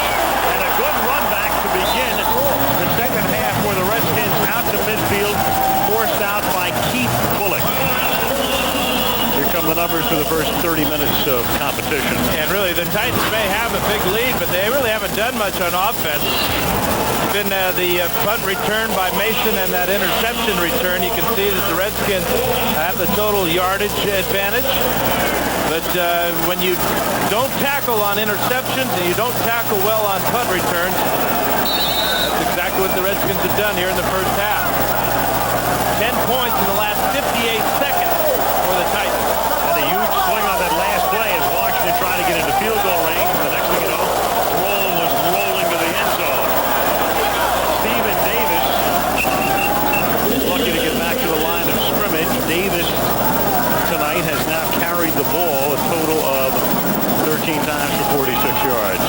talked about that nice drive the Redskins had to begin the game. Brad Johnson was 6 out of 8 on that drive. Since then, the pressure by the Titans and the close coverage, the man-to-man coverage in the secondary has shut them down. Well, the Skins have outscored their opponents 29-6 in the third quarter this year. Dwarf makes nice halftime adjustments. They'll need to do it here. 2nd and 10, not a good adjustment right there as Johnson goes down. He gets sacked. That's John Thornton. So the Titans have their own number 78 wreaking havoc. Here he is right here, working against Jay Lewinberg, number 57. Good spin move. That looks like Bruce Smith with the world-famous helicopter move where you spin back hard to the inside and locate the quarterback. Hey, that microphone thing with Smitty was the best one we've had this year. Was good. Huh? Did you hear the breath go out of him when he got whacked? Did you hear him tell Hopkins that wasn't necessary? 3rd and 19, 4-man rush puts enough heat on Johnson to flush him out. And then the pass is pulled into the 47-yard line by Thrash, covered by Roll, and it's 3 and out for the Skins. Great defensive series for Jeff Fisher and the Titans. They stuffed Davis on first down run. They got a sack on Johnson on second down. And then they set up this punt by Tommy Barnhart. So look at that, the return yardage, and that's the difference in the game. Because in the first half it was Washington outgaining Tennessee by a 2-1 ratio. The reverse in return yards, and Mason and Roll have made the difference. Here's Barnhart to punt. Mason calls for a fair catch. An unusual thing to do that close to the sideline at the 11-yard line. 13:35 remaining in the third. There it was as Sellers capped a long skin drive to make it 7-0.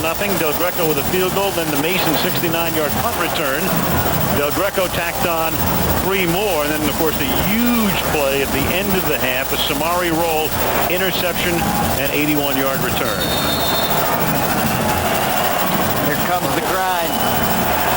Give these guys the rein and they'll start grinding. And in the meantime, Davis and George, who figured to be the key guys, not a lot in the first half. Stephen with 46 yards and Eddie averaging 3 yards a carry. From the 11, they begin with Eddie George. Eddie George made his contribution when he walked on the field tonight. Those guys know he's got a level 1 MCL and you know, just their man showing up and playing. The 3 yards per carry is incidental, obviously. It's that Willis Reed syndrome, right then, too? Eddie George is, well, he's a stud. Simple as that. There he goes. This guy, you love to have him in your backfield. He is a no logo on the hat sort of guy. 2nd and 9 from the 12-yard line.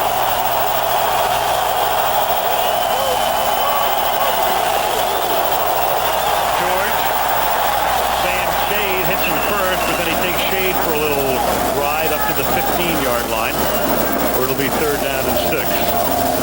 What about Dion? What about the other number 21 tonight? There he is. Well, he's a future Hall of Famer for sure. The first thing that stands out to me about Dion is his great speed. You forget about his 40 time. He's as fast as he needs to be. You combine that with his extraordinary reaction. You can see how he has 46 career interceptions, but you can call it arrogance or confidence. Dion has the nerve of a cat burglar. That's why he's been in the end zone 21 times in his 12-year career. They could have probably bought Dion half a season and not being picked on him. They didn't sell tickets for their preseason games, but I think everybody saw you wanted to go to him and not Champ. 3rd and 6, a screen to Eddie George. Eddie pays the price, but he picks up, I believe, the first down, getting to the 22 across the yellow stripe. First down, Tennessee. You know, they talk about great golfers having great course management. I love the way that man, Jeff Fisher, manages a football game. It's just beautiful to watch. There's no false strokes. He gets the team in trouble. He's just going to pound it now. Just when you think he's going to keep pounding it, it seems like he has the call ready where he goes deep to Sanders or somebody. He's got a lot of injuries. You never hear him whining about it. I think he's the new millennium coach. You know, their big acquisition in the offseason was Carl Pickens. He's only has 8 catches, and yet the Titans 6-1. There's the best golfer in the league right now. It's on first down, McNair with a flag for delay of game here. That'll cost them 5 yards. Oh, you know, obviously Fisher doesn't get the plays in time. Delay game. Offense. 5-yard penalty. Remains first down. Jeff going out and hiring Mike Heimerdinger as the offensive coordinator this year. That was probably one of the criteria. Steckel had a little, well, I should put it on Les Steckel. I don't know. They had some trouble in the Super Bowl last year. Les Steckel had a pretty good day yesterday as the offensive coordinator at Tampa Bay as they saved their season. Titans with 13 consecutive wins when leading at the half. That's the longest current streak. Coffee is for closers. Rodney Thomas is in the backfield, first and 15. Rodney Thomas accepts the pass, and then a nice play is made by the knifing Derek Smith, the linebacker, knifing through. Short gain. Here's Melissa. Al, Kenny Holmes, very out of breath. He has all the trainers around him on the Titan sideline. They were giving him oxygen just a minute ago, and they seem to be very concerned about it. They're concerned about him, and now they're also concerned about Kevin Long, because the Tennessee center is the guy who needs attention right now with 10:40 to play in the third period. Second and long when we come back to the Titans, who lead by 13.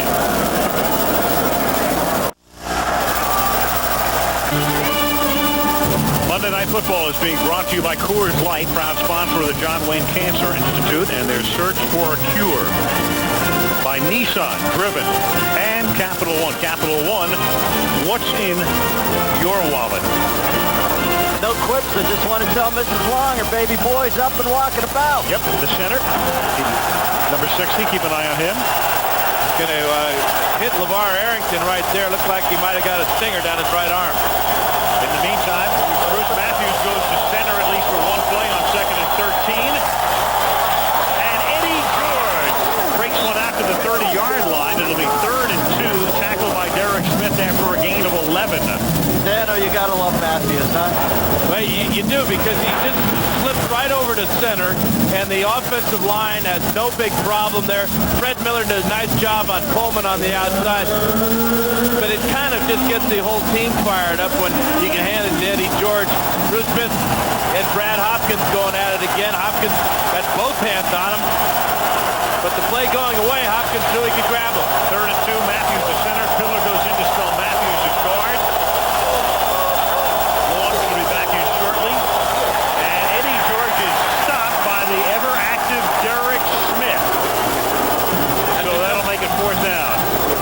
Kevin Long on the sidelines. A great play again by Derek M. Smith. Continues to make plays for his middle linebacker position there. Stopping Eddie George before he get that first down. That's a key play for the Redskins. They needed a defensive stop right there. I don't even think Fisher views this as a loss. He got what he needed out of it. He pondered the ball a few times. He's always thinking about wearing the opponent down. Well, Long had been the long snapper. Now Matthews assumes that role. It's a perfect snap. What else is new? Bruce does everything. And that punt bounces out of bounds at the 34-yard line. Washington with the ball. 8:52 left in the third. The NFL's consent is prohibited.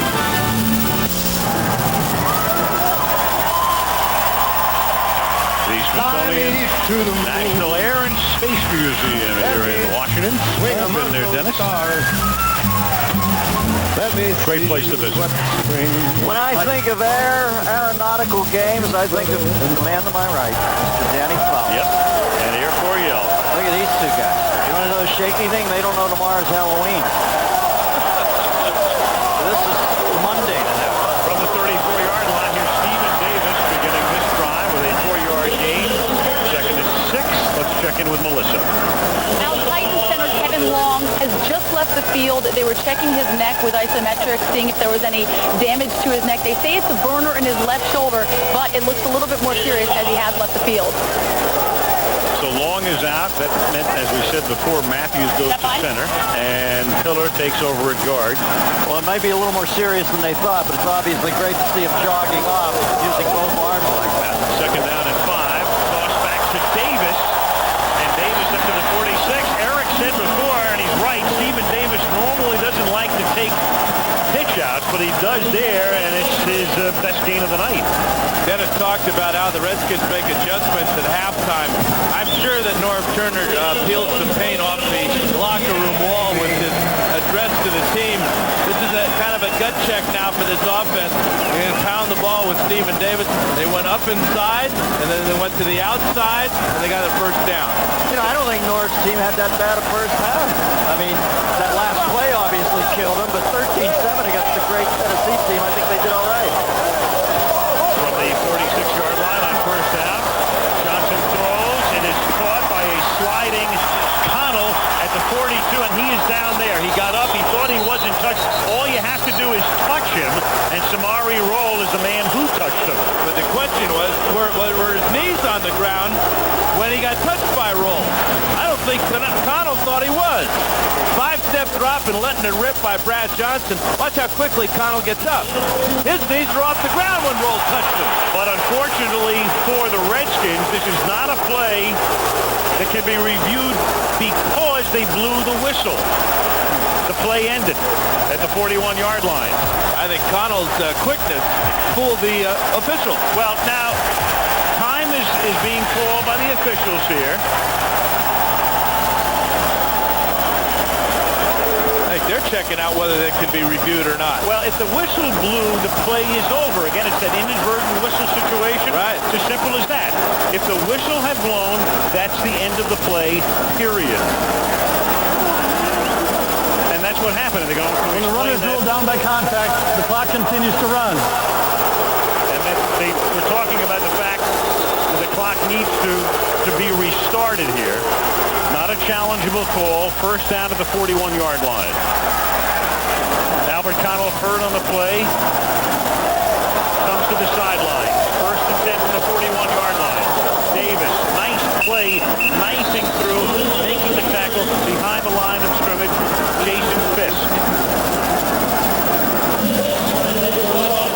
Beautiful shot of FedEx Field, built originally as Jack Kent Cooke Stadium. Aerial facilities provided by Southwest Airlines. Kevin Long, happy to note, there he is, back on the bench. Got that aspirin taped to his shoulder. Second and 11 from the 42, 6 minutes left in the third. Washington down by 13. Johnson throws, finds the open man. Centers, great move inside the 30. Larry Centers to the 25 on a first down, breaking a Randall Godfrey tackle. Which great move did you like, Al? The first one or the second one? Both. They've got to get Centers involved in this offense because he plays with such great enthusiasm. When he makes plays like this, he gets the crowd fired up, and he gets his teammates fired up. They feed off his energy. Beautiful move. One after the other. He looked like the Pearl at Winston-Salem. Spinning, juking. Seen Earl Monroe lately, Albino. Where's he at? I've not seen the Pearl. We've been watching Larry Centers for years on Monday night. Arizona Cardinals for years. Then over here, first and 10 at the Titans' 25-yard line. Play clock down to 1. Short little dump over the middle to Stephen Davis for a minimal gain. Dump was a good description of that one. Yeah, we go from the dump to the ump cam. Take a look at this short pass. Davis is the tailback, comes out of the backfield, and he's going to be standing right next to our umpire right there. There's our friend Randall Godfrey with another tackle. Randall, one of their big free agent acquisitions from the Dallas Cowboys in the offseason. Having a heck of a year going into this game. 39 solos, 37 assists. Made the big play last week, the interception run back to the TD against Baltimore. Titans showed blitz. In fact, they showed it too early. Kenny Holmes came across the line. Boy, Kenny Holmes wasn't even involved in the blitz coming to the inside, and he jumped offside. Got a little antsy there when he saw the action. Well, obviously, Kenny wasn't in any sort of anaerobic debt there. He must have just got the wind knocked out of him earlier. Defense, offside, unabated to the quarterback, number 99.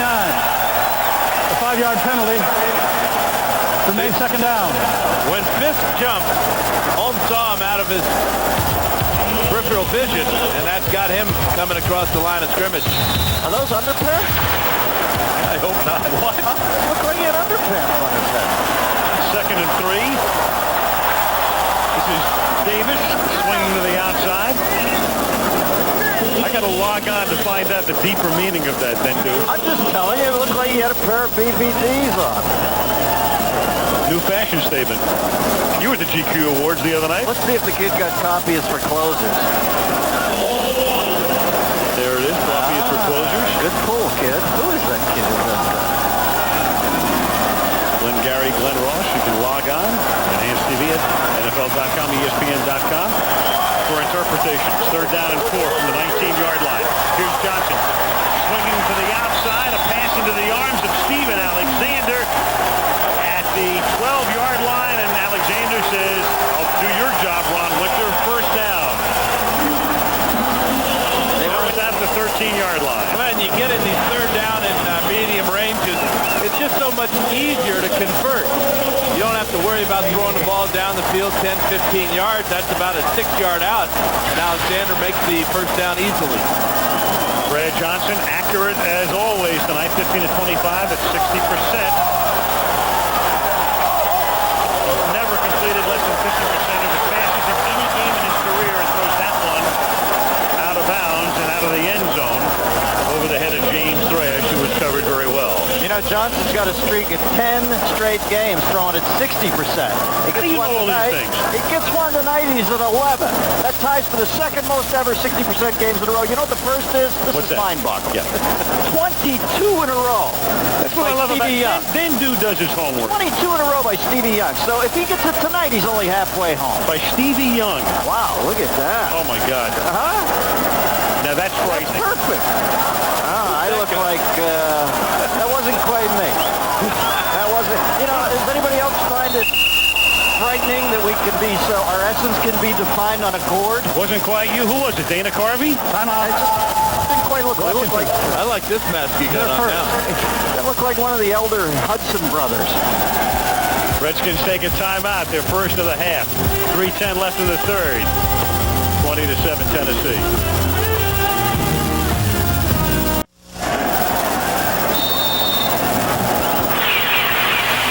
Next Monday night to Lambeau Field we go. Vikings and Packers on Monday Night Football. I'm going to a costume party tomorrow night. I'm dressing up as a goal line pylon. Second down and 10. Key drive for the Skins down by 13.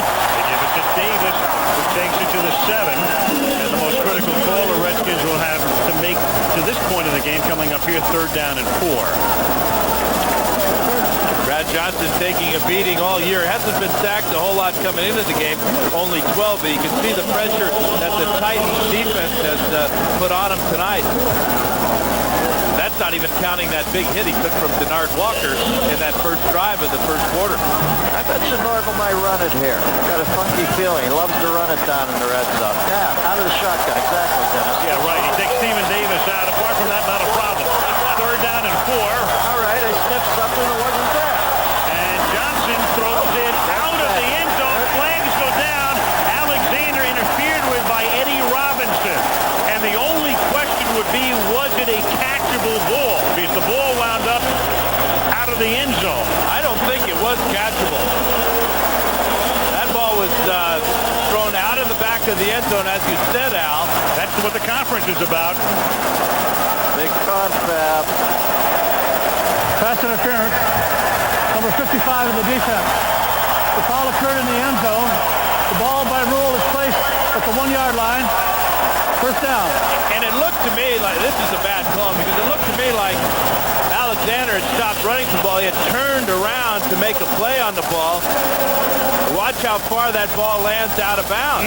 That ball landed right about there. That's about 3 yards out of the back of the end zone. No way Alexander could have made that catch. And not reviewable, not a challengeable call.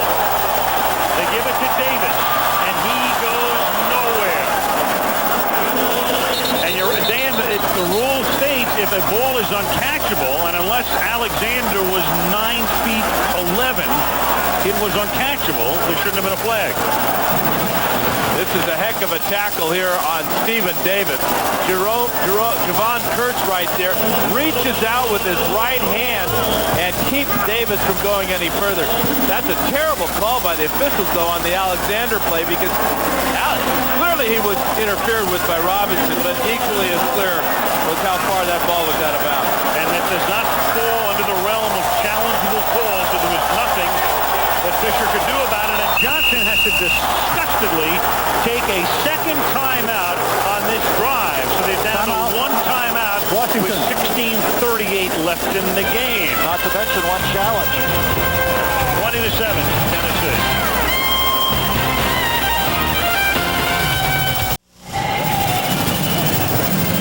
Another college football Saturday on ABC. Coming up, regional action. Check your local listings for the game in your area, 3:30 Eastern time. You'll have your choice of those four. Second down goal. Washington from the 3-yard line. 1-for-1 in the red zone tonight. And Davis gets back to the 1, and that's all. It'll be third down and goal, stopped by Keith Bullock. All right, last time I had 3rd and 4. Displayed some killer instincts there when I called for a run. Instincts like the Dewey Truman headline writer. What do you feel here, Dano? 3rd and 1, what would you do? If I had Stephen Davis in the backfield, I'd give it to him one more time. You got to go back to how North probably challenged his offense and his offensive line. They've come out, they've run the ball effectively on this drive, but this is the longest yard. The Titans go for the longest yard. Third down and goal, and this is Davis turning it into a short yard. And getting Washington right back into the game. They cleaned house over there. I might have been able to pogo stick that one in.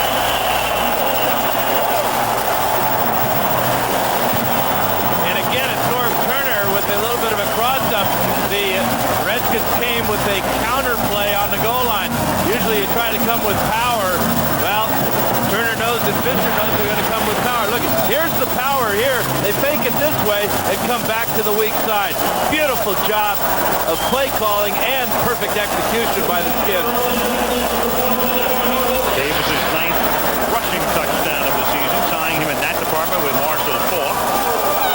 Low snap, but the ball is placed down by Tommy Barnhart, and Hefner's kick is good. Stephen Davis, who is leading the league in rushing coming into this weekend, scoring here on his 21st carry of the night to make it 20-14 Tennessee.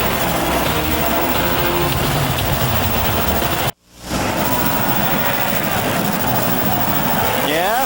Eschew you, pal. We're in a town that knows all about obfuscation, aren't we? Obfuscation? That's done some monuments there, though. Here's the kick. Fielded by Mason at the 2-yard line. And Derek, second in the league in kickoff returns. Back up to the 38-yard line. That ability to go into 5th gear towards the sideline and then still turn it up is amazing, isn't it? He breaks wide. He's running at top speed, and he's still able to turn it up.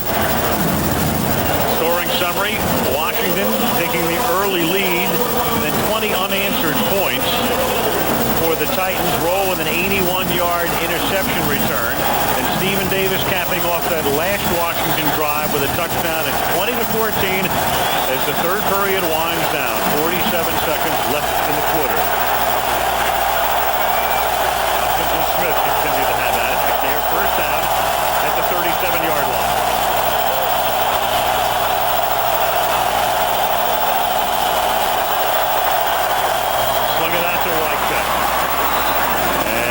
Takes it up to the 44-yard line for a gain of 7. So, Dennis, I know you always want to be on a special teams and run under a kickoff. I'm going to show you exactly what it's like. This is Kevin Mitchell here, number 55. That's LeVar Herring. There's Mitchell on the inside. He's going to get in on the tackle on Mason down the sideline. Norv Turner was calling for a holding call on the outside. Second and 4 from the 43.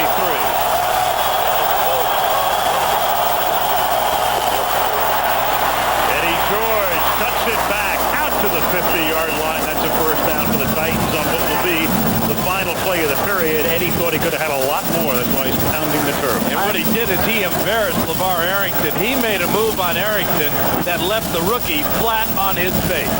Kind of gathered from Fisher the other day in the 4th quarter coming up here. He's going to go at Stubblefield and Wilkinson. That's the end of the 3rd quarter with the score. Tennessee 20, Washington 14. And Monday Night Football returns after this message from our ABC stations.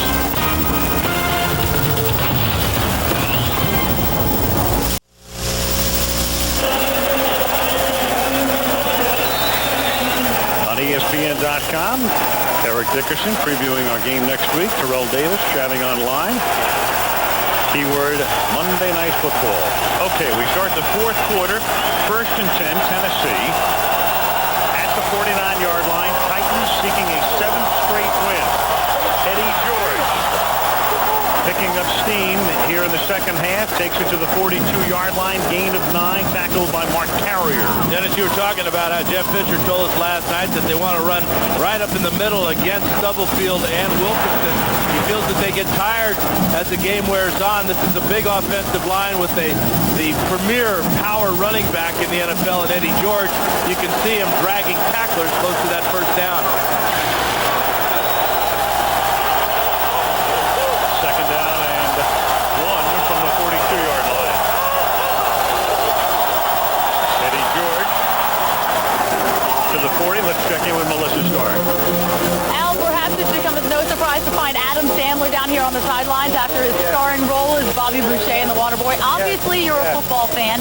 How does primetime football differ from the movie set? Well, watching these guys, I realized there's not a professional athlete out there I could really tackle except Dan Fouts. I think I could hit him in the booth when he's not looking at me. You're good, buddy. Well, about another guy in the booth, a lot of opinions out there. How do you feel about comedians moonlighting as football analysts? I'm glad it's Dennis and not me. His vocabulary makes it fun to listen to, and I think I would be boring after a while. If it doesn't work out for him, I guess he can always be a water boy, right? Thanks for stopping by, Adam. See you, Melissa. Thank you. Thanks, Missy. Thanks for the super confidence boost down there, honey. Moonlighting, huh? I thought this was a regular gig for you. Missy's taking shots at me now. Unbelievable. Now I got to leave the booth. Got to have a face-to-face. Hey, outstanding after Eddie George picks up 4. Don't forget Dan Fouts and Brent Musburger really starred in The Waterboy. Sandler made $130 million, and Brent and Dan made about $1.67. That was before taxes. Second down and 6 to the 36. Eddie George to the 32-yard line. It'll be 3rd down and 2. Hit hard by Eddie Mason. 6 plays on this drive so far. 4 running plays for Eddie George. Let me take these 3-quarter steps. Do that for me, will you, buddy? I wanted to do this. All right. What do you think? Yeah. Well, there you have it, Al. Top observation by Dennis Miller. Hey, you see that some of the red rectangles are bigger. Al? I couldn't have done it better myself, Dennis. Stairway to heaven. That's an Emmy. 3rd down and 2 from the 32-yard line. Play clock down to 1, and then McNair has to burn a timeout. So Johnson had to burn 2 on the Redskins last drive, and now McNair has to take one here prior to a 3rd down and 2 upcoming when we come back. Tennessee up by 6.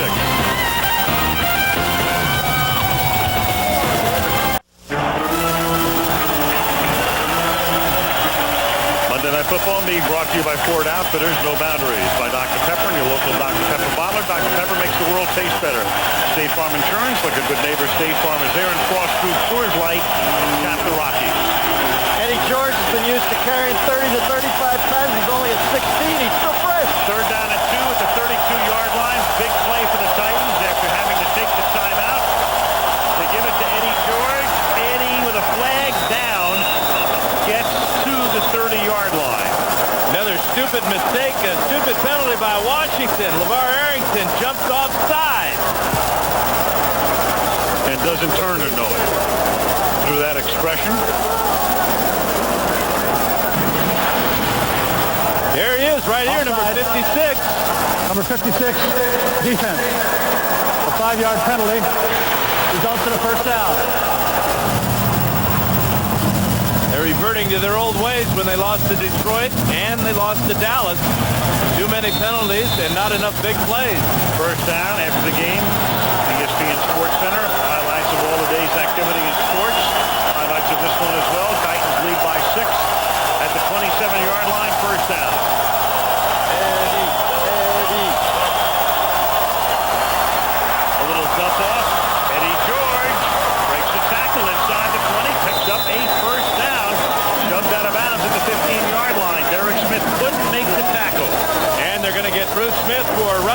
Steve McNair. They're going to add yardage to the end of this play. McNair slow to get up. Really took a shot. Did a great job of lofting the ball over the oncoming rusher, Marco Coleman, right there, but he didn't get the shot on McNair. It was Bruce Smith, number 78. Here's where the bill comes due against Eddie George and the Titans. He pounds you for 3 quarters. The tackler's vectors get real shallow in the fourth. Personal foul. That was inadvertent. Roughing the passer. I'd say that's a terrible Number 90. call. That was inadvertent. Defense. Penalized half the distance to the goal. First down. That's like somebody being blocked into the punter, sort of. I'm not sure that Coleman hit him, and I know that Bruce Smith was blocked into him by Brad Hopkins. Rather than Bernard Lang, number 90. Boy, don't see anything there. That's ambient. First and goal from the 7.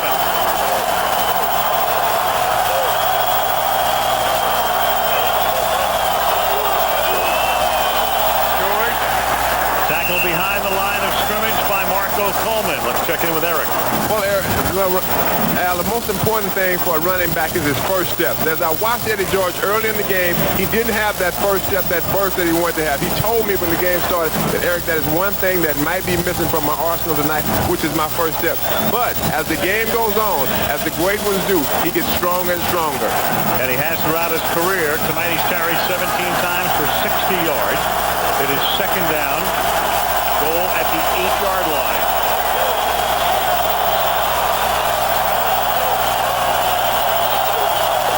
Eddie George getting stronger. A flag goes down. George to the 1.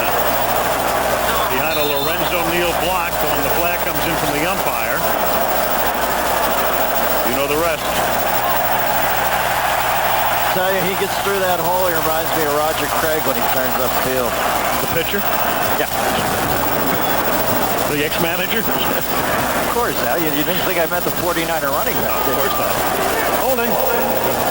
Number 75. Offense. A 10-yard penalty. Repeat second down. Benji Olsen. Benji Olsen working against Dan Wilkinson.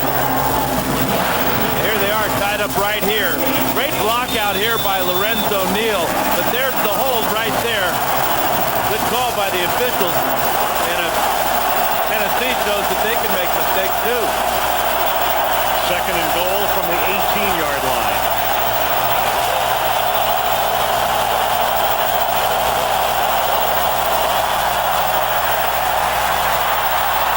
McNair throwing. Wycheck makes the catch and bangs his way into the end zone.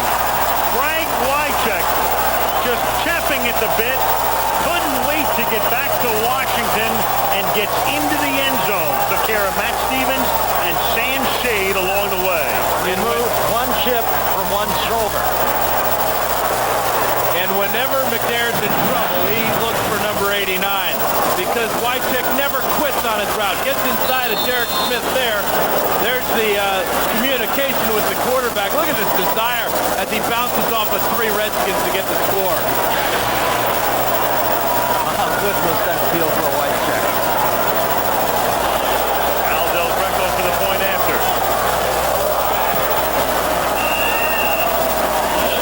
That's McNair's longest completion of the night. 18 yards.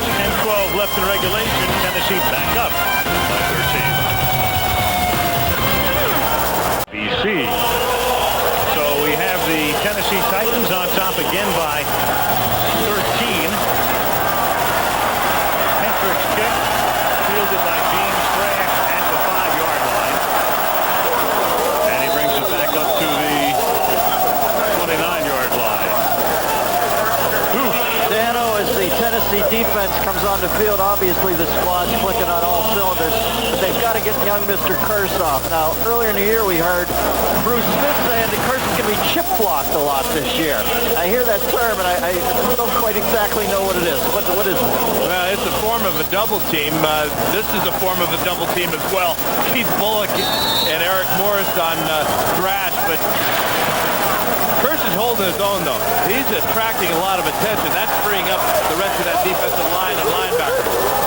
First half of the 29-yard line. That is drop by Larry Centers, venting his frustration there, covered by Greg Favors. Is a chip block just euphemism for a double team, or is it a specific technique? No, it's when a running back or a tight end will come over, and while the end is engaged with a tackle, he'll just take a little chip off of his shoulder for you. So McNair's numbers, when you look at those, not particularly impressive, but the rating, 106.5, that's terrific. And as is the case with McNair so often, he doesn't dazzle you. All he does is win. Yeah, put a big W up next to those numbers. That effort will get you a win every time. 2nd and 10. Here's Johnson firing over the middle, hauled in at the 44-yard line by Irving Fryer, the oldest receiver in the National Football League, taking it into Tennessee territory. Brad Johnson says, hey, talk about McNair on his time. Yeah, he does a pretty good imitation of McNair, getting out of the pocket and finding Fryer down the field. Beautiful pass. These are the type of plays that the Redskins have got to put together here with 9.5 minutes to go. 38-year-old Fryer, number 1 choice overall, the 84 draft by New England. 15 days older than Jerry Rice is. Big Irv. And that is caught at the 33 by the other senior citizen, Andre Reed, the longtime Buffalo Bill. Cut by Denver at the end of training camp this year. He picks up the first down. Andre Reed, a fabulous career as a Buffalo Bill all of those years. And this man used to live over the middle. No fear. And we talked about Bruce Smith knowing about disappointment. Well, Andre Reed was the Buffalo Bill last year when they lost to the Titans. First down the 33-yard line. So Fryer and Reed helping them move downfield. Now they swing it out to Centers. Inside the 30, that's Javon Curse going out there to knock him down to the 28. That shows you the special talents of Javon Curse and why they call him the freak. He was on a pass rush and then dropped back after the pass was completed. Watch out here. Here comes Roll on the blitz there, number 21. Nice job by Johnson getting it to Centers, but look out. Who's coming? Number 90, along with Marcus Robertson, make that tackle. 2nd and 5 from the 28-yard line. Johnson for the end zone, and that's incomplete. As Connell started to turn in, the pass was thrown to the corner. Denard Walker with the coverage. All right, now the pressure of the Titans defense, when they're bringing linebackers, they're rushing Johnson. They're making him throw before he wants to. Eddie Robinson had good pressure that time from his weak linebacker position.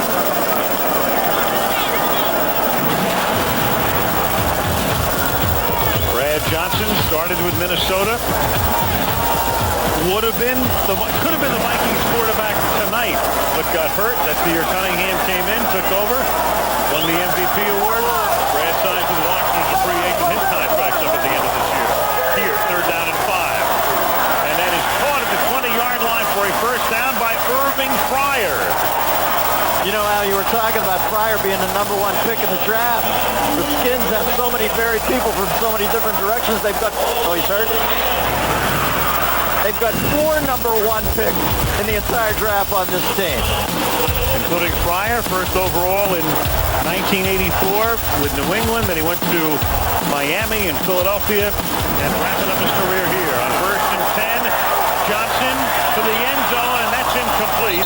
Intended for Andre Reed, who was blanketed by Blaine Bishop. They had in and out coverage on Andre Reed that time. Blaine Bishop on the inside and Denard Walker on the outside, and Johnson had no place to go with it. And just threw that up, hoping Andre would get it. The other. It is 2nd down and 10 now at the 19-yard line. All 7 plays on this drive have been passes. Connell goes wide to the left, and then Reed outflanks Connell. Connell in the slot. Johnson buys time with a play fake, throws, and that's knocked away at the 5-yard line, intended for Connell. And then Denard Walker covering on the play. It'll be 3rd down and 10. Denard Walker has made a lot of split-second moves to knock passes out of receivers' hands. And and he's reading the pattern by the receivers. You saw him in a little bit of a zone there, 4 across the board for the Titans. Saw the pass being thrown to the inside to Connell, and they made another break on the ball at the last instant. Beautiful timing by Walker tonight. Really was, really was. Third down and 10. Champ Bailey, the defensive back, comes in as a wide receiver on 3rd and 10. And Johnson throws, and a great catch is made by Alexander. A fabulous catch at the 8-yard line. First down. Alexander, the great catch. And we got a flag down, though.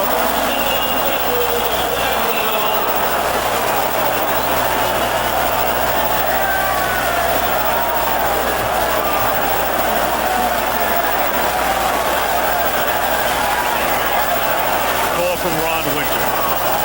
Illegal use of hands to the face. Number 21 defense. Penalties decline. Play results in a first down. Samari roll.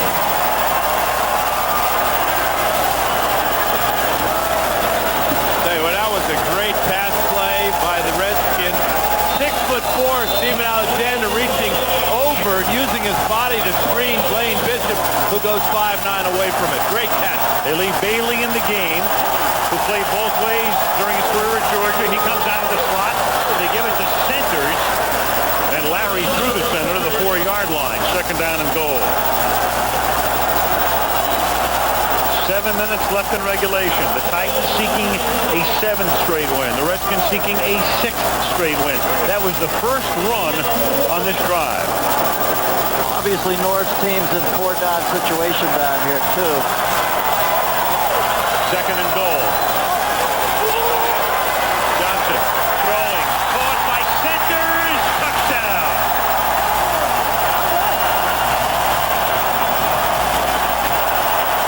Boys, it wouldn't be Monday night if we didn't have a close one towards the end. You really got to admire the resourcefulness of this Redskin offense. Thrash got hurt on the kickoff return. Irving Fryer got hurt on a pass reception, so they put Champ Bailey in the game, primarily as a decoy, and they go to their leading receiver, Larry Centers. Nobody in the history of the league has caught more balls as a running back than number 37. He gets to the end zone for the 24th time as a receiver. Centers was asking North for plays as early as Wednesday. Looks like he got him. Hefner for the point after. And that is good with 6:42 left in the fourth quarter. Larry Centers. On this, the most veteran team in the National Football League. Into the end zone. It's a 6-point game. And it's Monday Night Football.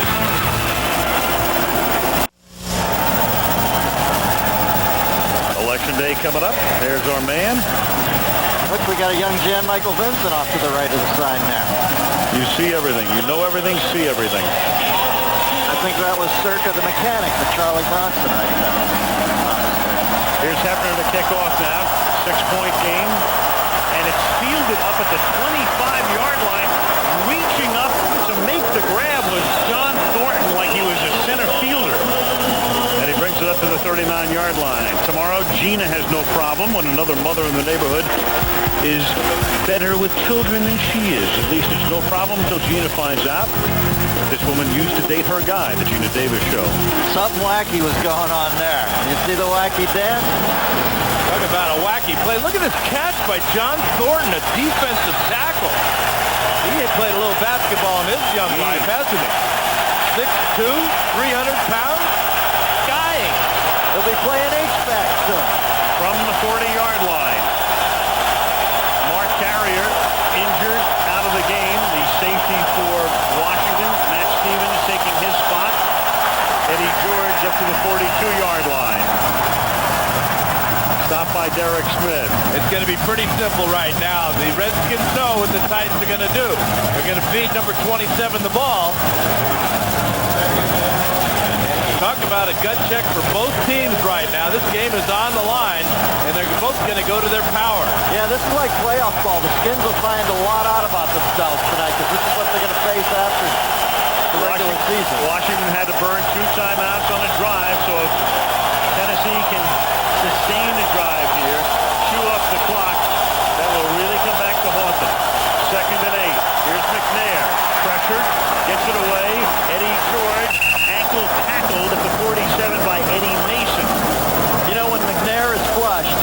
comes up and looks for the receiver any better than him in the league. The guy is really quick on that. Has uncanny pocket presence.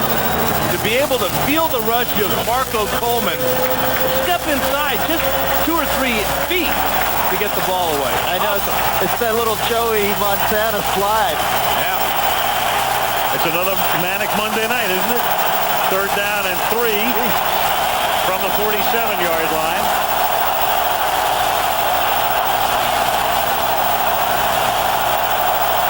McNair, a little swing to George. Has a first down. Bumped out of bounds by Matt Stevens. Huge play.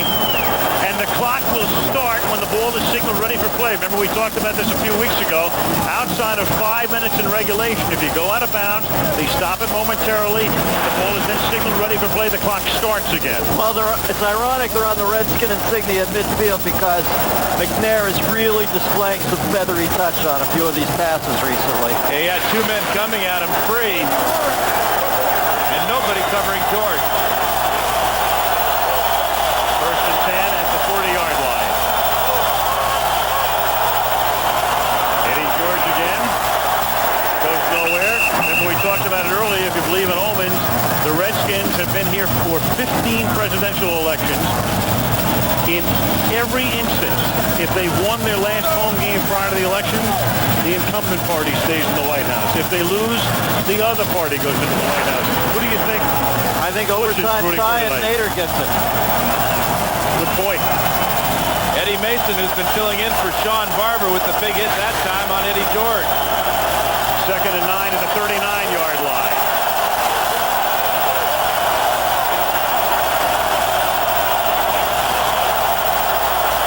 George again.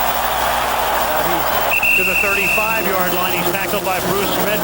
Huge 3rd and 5 upcoming here. Are there any other offensive players out there besides Eddie George? They either tossed it to him over the top or they hand it to him. They just don't. Remember, we didn't even know if he was going to play until the pregame warm-up when he went out and tested his right knee.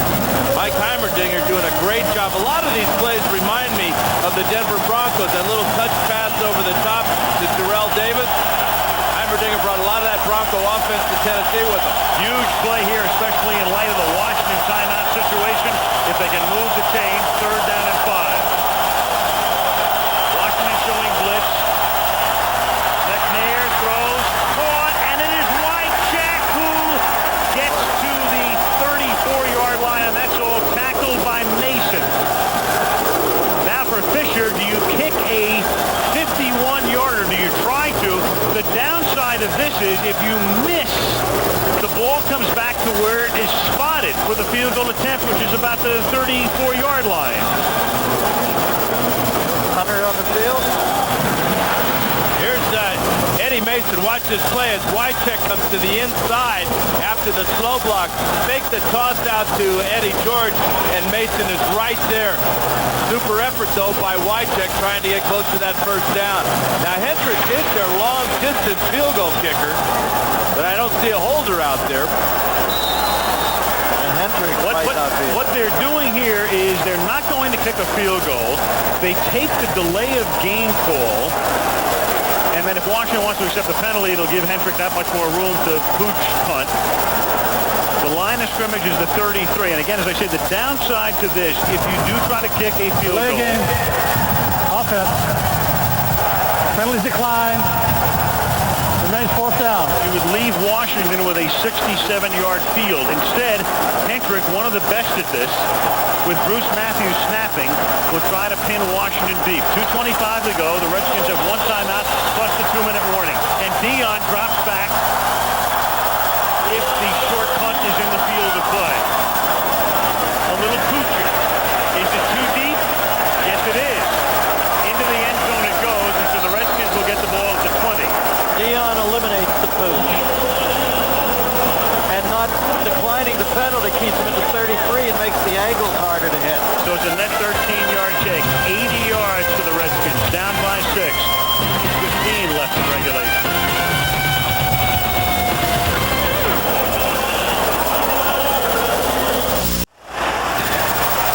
Look at the Korean Veterans War Memorial here in our nation's capital on this autumn night.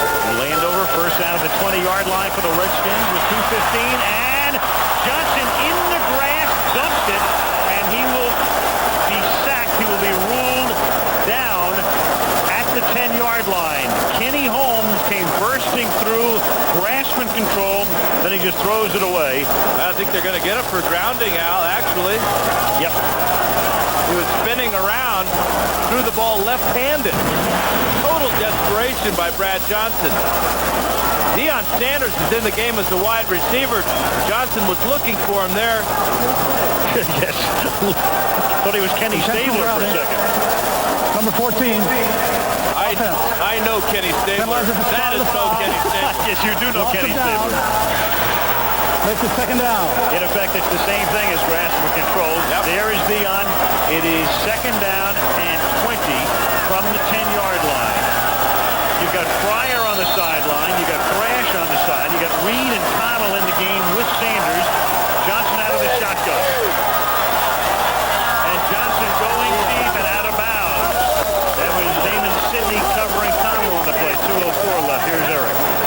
Urban Fryer went in with some bruised ribs. They have an X-ray. He's back on the field right now. He may return to the game.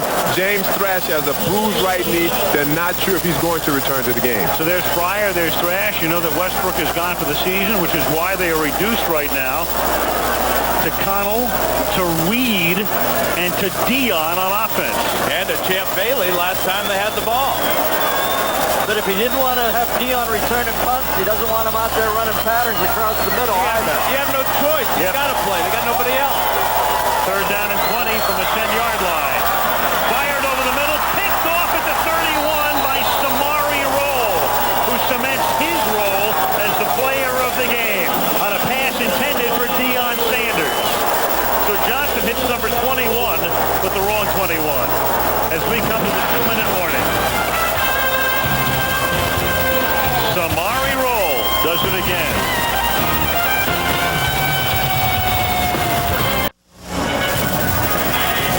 NFL.com, a closer look at the Titans' Steve McNair, who right now is on the verge of leading his team to a 7th straight win. If Tennessee holds on, they'd be 7-1. The Rams would be 7-1. The Rams will have scored 30 points in every game this season. The Titans will have scored 30 points in no game this season. But each of the Super Bowl participants last year would have identical records. On first down, with Washington having only this timeout remaining to the 29-yard line, a gain of 3, Eddie George, who's now carried 21 times for 70 yards. Deion Sanders trying to get loose down the middle of the field, but Samari Roll just read his pattern, and you got to feel for Deion a little bit. Probably hasn't practiced that much at wide receiver. Just stepping in, trying to help the ball club out. Champ Bailey was really a non-factor when he was in there as a wide receiver. Dennis, you get to see Lambeau Field next week. Dante Culpepper and the Minnesota Vikings, Moss and Carter and Robert Smith going to Green Bay to take on Brett Favre and the Packers on Monday Night Football.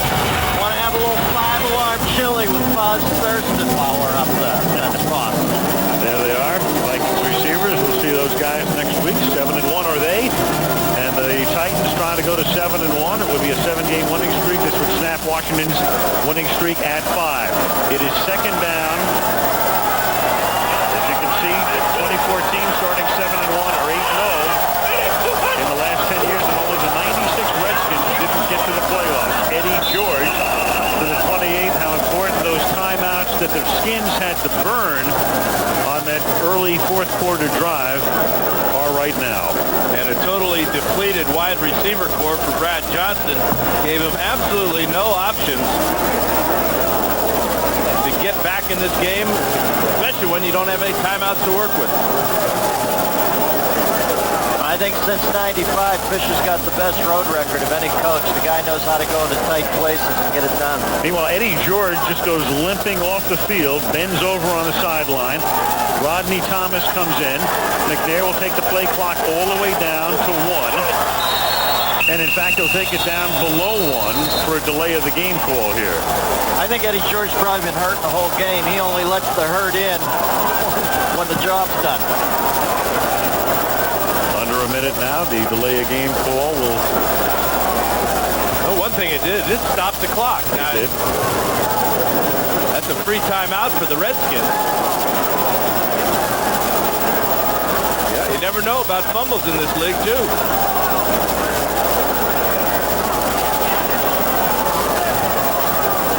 Delay game. Offense. 5-yard penalty. Remains third down. In effect, what it costs you there. The game clock to 1:01. It costs you the amount of time it would have taken to run the play. Thank you. In effect, because they will have to start this next play on third down, and then when the play ends, let's say with 58 seconds, they can then take it down to 18 seconds. It would be fourth down, so Washington could still get the ball back. Third down and 11 from the 34-yard line. Rodney Thomas to the 31. So now you have fourth down upcoming, and the clock will be down to about 16 seconds if they take it down and take another delay here. So they have a choice to make. Well, what they got to do, Al, is they got to just get up there, kick the ball, and you'll have all that hang time as well. The Redskins are going to get the ball back with under 10 seconds to go. Well, the question I have here is, do you not maybe just run around and take some time off the clock after you take the delay here? Or call, well, you can still call a timeout, which they might be doing here as the clock gets down to 1. They'll call the timeout. Well, they could have taken the timeout, but they chose not to. Delay game. Offense. 5-yard penalty. Remains fourth down. I think it's a little risky to attempt a kick as opposed to running a play, having taken a timeout with 14, trying to run about 5 seconds off the clock, and then saying to Washington, all right, here's 9 seconds to go 60-some-odd yards. Plus, you got Bruce Matthews long snapping here. So here is Hentrick to punt. Matthews used to long snapping. He's done it well throughout his career. Little pooch kick with nobody back goes into the end zone. And so the ball will come out to the 20-yard line. The clock keeps rolling. As long as the ball was in the end zone and nobody had touched it, the clock kept running. And that's why it goes all the way down to 2, even though the ball was into the end zone with about 8. Now, when the ball has to come to a complete stop. Exactly, at the terminal gate. Alpino, you're giving me goosebumps. You are so all over the offensive glass, like a young Billy Bridges. It's beautiful to watch. Then, I don't have a single brain cell remaining in this. That was so clean. Right. Give me 5 on that call. See, Dennis, that's the difference between a moonlighter and a professional. I know, Al was just so smooth. Here's the final play of the game, barring a defensive penalty. Dion's in the game. Champ Bailey's in the game. On a wing and a prayer. Brad Johnson, heaving one. Downfield, jump ball, 32-yard line. And the game will end on an interception by Damon Sidney. And the Tennessee Titans go on the road, come into Washington, win their 7th straight, their only loss opening day against the Buffalo Bills. Fisher and company heading back to Music City with a 27-21 win over the Redskins. Tomorrow, right here on ABC. Let's check in with Melissa. Al, Frank Wycheck with a touchdown catch. This was a really important game for you personally because the Redskins released you in 95. How much of a statement were you trying to make? Well, I tried to contain my emotions.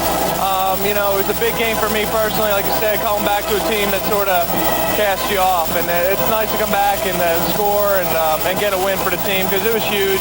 And I tried not to make it too personal. Congratulations, a huge win on the road. Thanks, Melissa. Let's go over to Eric with Samari Roll. Samari Roy, tell me about that interception you got. It was a great one. Thank you. Guys just threw it up. And I remember that time was down on the clock. And I just tried to get back across the field. And I had a great wall of blocks, and they led me in. Seemed like all the defensive guys turned the blockers at that time. Yeah, they've been preaching all week long about scoring on defense. We haven't making enough plays. So we took that kind of person. Thank you. Back to you guys. All right, Eric, there's the player of the game. Made the play of the game. 2 picks tonight, including that one at the end of the first half. And that was the big difference. Tennessee wins at 27-21. And the Titans head home halfway through the season with a mark of 7-1. The Redskins see their 5-game winning streak snap 6-3. We'll see Washington in St. Louis in 3 weeks on Monday Night Football. Meanwhile, next week we go to Green Bay, where the Packers will be hosting the Minnesota Vikings. Coming up next on the East Coast, stay tuned for your late local news. On the West Coast, you'll see 2020 downtown. ABC Sports is online at ESPN.com. The keyword there is Monday Night Football. So the Super Bowl participants, St. Louis and Tennessee, good first halves, each 7-1. And we go to Green Bay, where the Vikings take on the Packers next week. A reminder, this has been a presentation of ABC Sports, continuing the tradition of excellence. Happy Halloween.